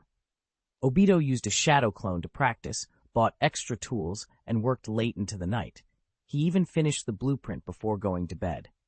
Practicing sculpting helped him make the inkstone. If he'd had to change ideas, he might have ruined it. He couldn't stop wondering how the others were doing. Rin had done rock sculptures before. Kakashi and Shisui both knew shadow clone, and Guy, well, Guy might be unpredictable. 3 days passed quickly. On the 4th day, the 5 gathered at Kakashi's house to start the joint statue. They didn't use the Tuanzi shop because they needed space and tools. Rin was the first to exclaim, "Kakashi, you're amazing! How did you do this?" Kakashi's statue stood on the table, meticulous in every detail. Mask on, holding the white-fanged short sword in his right hand, frozen mid-charge. Rin leaned in, delighted. Obito, arriving behind her, hurried over. The words he'd planned to mock were swallowed. Akashi's work was genuinely impressive. "Obito, what do you think? I feel it really looks like Kakashi," Rin asked, smiling. "It's pretty good, very similar, but there's still room for improvement," Obito answered. If Rin had made it, he'd have called it flawless, but since it was Kakashi's, he tempered his praise. Rin placed her own statue on the table. Compared to Kakashi's, hers was a bit rough, decent facial work, but simpler clothing and details. "I think you did very well, Rin. Different style, but not much worse than Kakashi," Obito praised. Kakashi raised an eyebrow. "You've said a lot, Obito. Why don't you show yours?" Obito set his statue down. He'd sculpted himself with fire release, palms together, fingers forming the tiger hand seal. The fingers were clear, but the face was rough and his usual goggles were missing. "It looks pretty good. The hand seals are very standard," Rin praised. "It can't compare to yours, Rin. I haven't had as much practice," Obito said. Kakashi cut in, blunt. "Only the hand seals are decent. The rest is rough. Did you forget the goggles?" Obito bristled. "I sculpted myself on a day I didn't want to wear goggles," he insisted. Though honestly he hadn't managed that detail, so he'd omitted it and perfected the hand seal instead. Kakashi sighed, then smiled. "If you couldn't do it, I could help." At that moment, Guy burst in loud as ever. "My best friend, I've been waiting." Kakashi exchanged greetings, then turned to Obito. "What did you say?" "I didn't hear you." Obito felt mortified. He'd already said the words once, and now had to repeat them. "I said, please help me. The statue forgot its goggles. Thank you," he forced out, feeling like ants crawled over him. Kakashi's smile widened. He'd heard perfectly well, but pretended not to. Obito shot him a look that said, "You owe me one," then watched. Kakashi formed earth-release seals, molded a small pair of goggles from earth, adjusted their size with more earth release, and melded them onto the statue. "So you did it with ninjutsu," Obito murmured, awed and a little cheated. "What's wrong with using ninjutsu? Do you think it's easy to perform such precise earth-release work?" Kakashi replied dryly. Obito had to admit it was a skill. They laid out all 5 statues. The one rougher than Obito's was Guy's, a dynamic pose from his leaf whirlwind with one leg extended. There were features broad and simple, but unmistakable. Thick eyebrows and a bowl cut. You can recognize him at a glance, Kakashi approved. Shisui's statue showed him training with a short blade, thrusting forward. Rin noticed the small blade's exquisite detail. Shisui had clearly put a lot of time into that piece. It was the blade Mu Yue had given him for his birthday. Rin began assigning tasks for making Mu Yue's statue from the strengths they'd shown. Kakashi would handle the head, Obito the hands, and there were larger elements too, the base, scenery, a broken tree here, a cut wooden dummy there, to recreate a real training scene. They combined their efforts and finished the large statue. Mu Yue stood at the center with a gentle smile. Around him were the 5 disciples in their training poses. To the north, Shisui with his short blade beside a halved training dummy. To the south, Obito with blast marks on the base. To the west, Metkai kicking several large trees. To the west-east, Kakashi with a severed wooden stake. And to the southeast, Rin with a broken tree beside her. It's finally finished, but something this big will be hard to carry, Obito said, wiping sweat from his forehead. Let's hide it in the south border forest and give it to Mu Yue-sensei there, Kakashi suggested. The others agreed. Carrying such a large, obvious thing would spoil the surprise. That night, they went to the south border forest and Kakashi used earth release to conceal the statue, packing it into a large box. Meanwhile, in the land of Earth, Iwagakure, Tsuchikage Onoki, sat in the conference room of his office, while elders worried around him. Third Hokage, one long-bearded elder, began, puzzled by Onoki's plan. Will such an action really make Kumogakure commit more forces against Konoha? Both Jinchuriki have been sent out, and many ninja are hidden within our village already. Onoki smiled confidently from his high chair. Don't worry. Based on my understanding of Kumogakure, they'll think we truly lack the strength to stand against Konoha. To prevent us from withdrawing from the war, they'll certainly send stronger forces to strike Konoha. When Kumogakure, Konoha, and Tsunagakure are all mired in conflict, that will be the moment for our full strike. Another elder raised a concern. Our relationship with Kumogakure isn't good. They should be wary of us. That's exactly why I want them to underestimate us, Onoki said. Kumogakure is reckless. They won't expect we still command tens of thousands of ninja. The land of Earth is hard to invade. If we appear weak, enemies will be tempted to go after the land of fire. Once Kumo and Konoha and Tsunagakure are exhausted, our army can strike decisively. He recalled past humiliations, how Iwagakure once sought an alliance with Konoha and was shamed, leaving Onoki and his teacher, the second Tsuchikage Mu, grievously wounded. This time, he wanted Konoha to see Iwagakure's power and be forced to seek peace on his terms after defeat. But until then, we cannot withdraw from the war, Onoki concluded. We must continue to send ninja to fight, so the others remain unaware of our true strength. 260. Graduation exam Monday morning. Obito's internal clock woke him before dawn. After washing up, he ate the breakfast his grandmother had left out and prepared to head to the ninja academy. Today was the final exam, the graduation exam. Passing it meant getting a forehead protector on the spot and officially graduating from the academy. This made the test feel different from any before. Obito, you up? It's the graduation exam today. Rin Nohara called just as he was about to leave. Obito scrambled to swap shoes. How could I possibly oversleep today? I already ate, he said, hustling out the door. Rin was waiting on the path, smiling and waving. I didn't want you to be late like when you first enrolled, so I came to fetch you. Looks like I underestimated you. Rin didn't know the consequences of being late for the graduation exam, but she didn't think it would be good. She'd gotten up early, washed, eaten, and hurried over to make sure Obito left on time. I'm the man who's going to end the wars and become Hokage. I won't keep making the same mistakes. Obito boasted, puffing out his chest. Even if someone needed help today, he had a plan. He could send a shadow clone to assist them and go himself to the exam. So, does that mean you won't need my help anymore? Rin teased, leaning forward with her hands behind her back and peering into his eyes. That, Obito stumbled. He didn't want to deny needing her help, but admitting it would be going back on his proud words. That's not the same. The Hokage needs comrades too. Senju Hashirama didn't become Hokage alone. Of course I'll need your help, Rin, Obito blurted, remembering an example Mu Yue had given in class. He felt grateful he'd paid attention that time. Bits of it stuck in his head.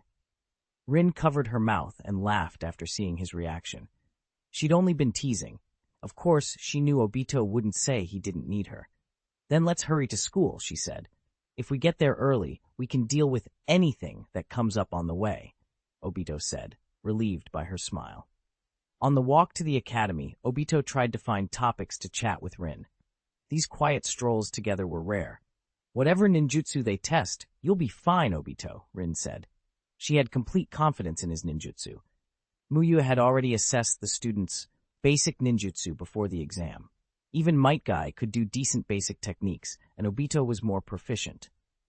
These basics are nothing compared to the fire release coach Mu Yue taught, Obito said with a proud grin. The graduation exam had no theory section. It only tested basic ninjutsu, and it could be any technique they'd learned. Obito was sure he could get a perfect score. If only every exam had no theory, he sighed. Theory was his lifelong enemy. His dead last in theory was infamous. In actual combat, he wasn't the weakest, but those terrible theory scores dragged him down. He still remembered Kakashi's mocking. When I become Hokage, I'll abolish theory exams, he thought. Then he reconsidered. If he abolished theory tests, future students would miss out on valuable preparation. No, there's a reason for theory exams, he decided. He might be Hokage someday, but students still needed to learn.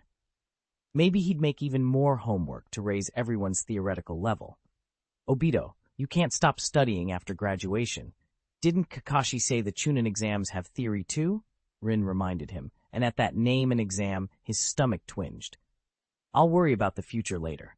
First, let's pass this graduation exam, Obito said, scratching his head and leaving future problems to future Obito. Good morning, Senior Obito, Senior Rin. A lively female voice came from behind, followed by two male voices. Obito turned. It was several students from Mu Yue's class. He answered cheerfully. Why the long face so early? Even someone as strong as you get worried? Anko asked. After the results last time, Obito and Metgai's mission reports had shocked the academy. Their reputation had spread. They were seen as the Tei was strongest students. Obito laughed it off. He didn't want his admiring juniors to find out he was afraid of theory tests. Maybe it's the loneliness of the strong. Senior Obito has no rivals, Kotetsu Hagane said melodramatically. Kotetsu, you've been reading too many novels, Izumo Kamizuki replied. I think Obito's probably sad he's leaving classmates behind after graduation.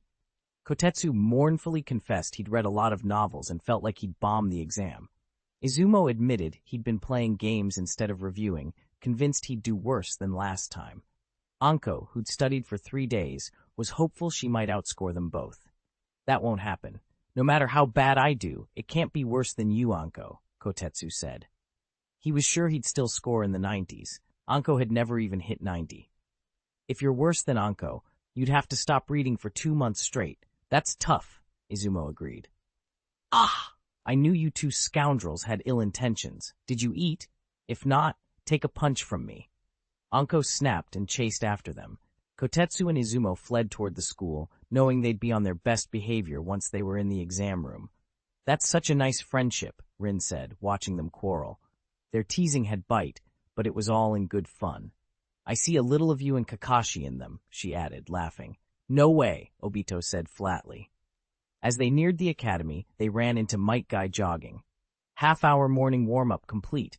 Now, full effort for the exam, Guy exclaimed, flashing his dazzling grin and giving a thumbs up. Good luck, Rin said, clenching her fist in support. Metkai was the weakest at ninjutsu among Mu Yue's students. His learning efficiency was low, but he'd managed to pick up something. Even if it was just the start of armed color hockey, it was better than nothing. Good luck, Guy, Obito said. Since the graduation exam didn't involve combat, they wouldn't be facing each other today. Everyone, let's pass this with the spirit of youth, Metkai said, and the trio walked into the classroom together. They arrived early. Not all students had shown up yet. Obito and Metkai immediately drew attention. Legends trailed them around the academy. The time they'd both defeated Kakashi in actual combat, Obito's 2 mysterious A-rank missions, and the rumor that a Jonin had been encountered during one of those missions. The graduation exam, however, was serious. It was about becoming a ninja, and most students kept quiet. Only a few who were close to Obito used the chance to ask him things. When the exam time came, Ikea Yu, the homeroom teacher for Class 2, Grade 4, entered with another teacher from Class 4. Graduation assessments were proctored by the students' subject teachers, and the homeroom teacher had to be there. Quiet down. The graduation exam officially begins. The students whose names are called will go with us to the adjacent classroom for the test. This year's topic is the clone technique, Ikea announced.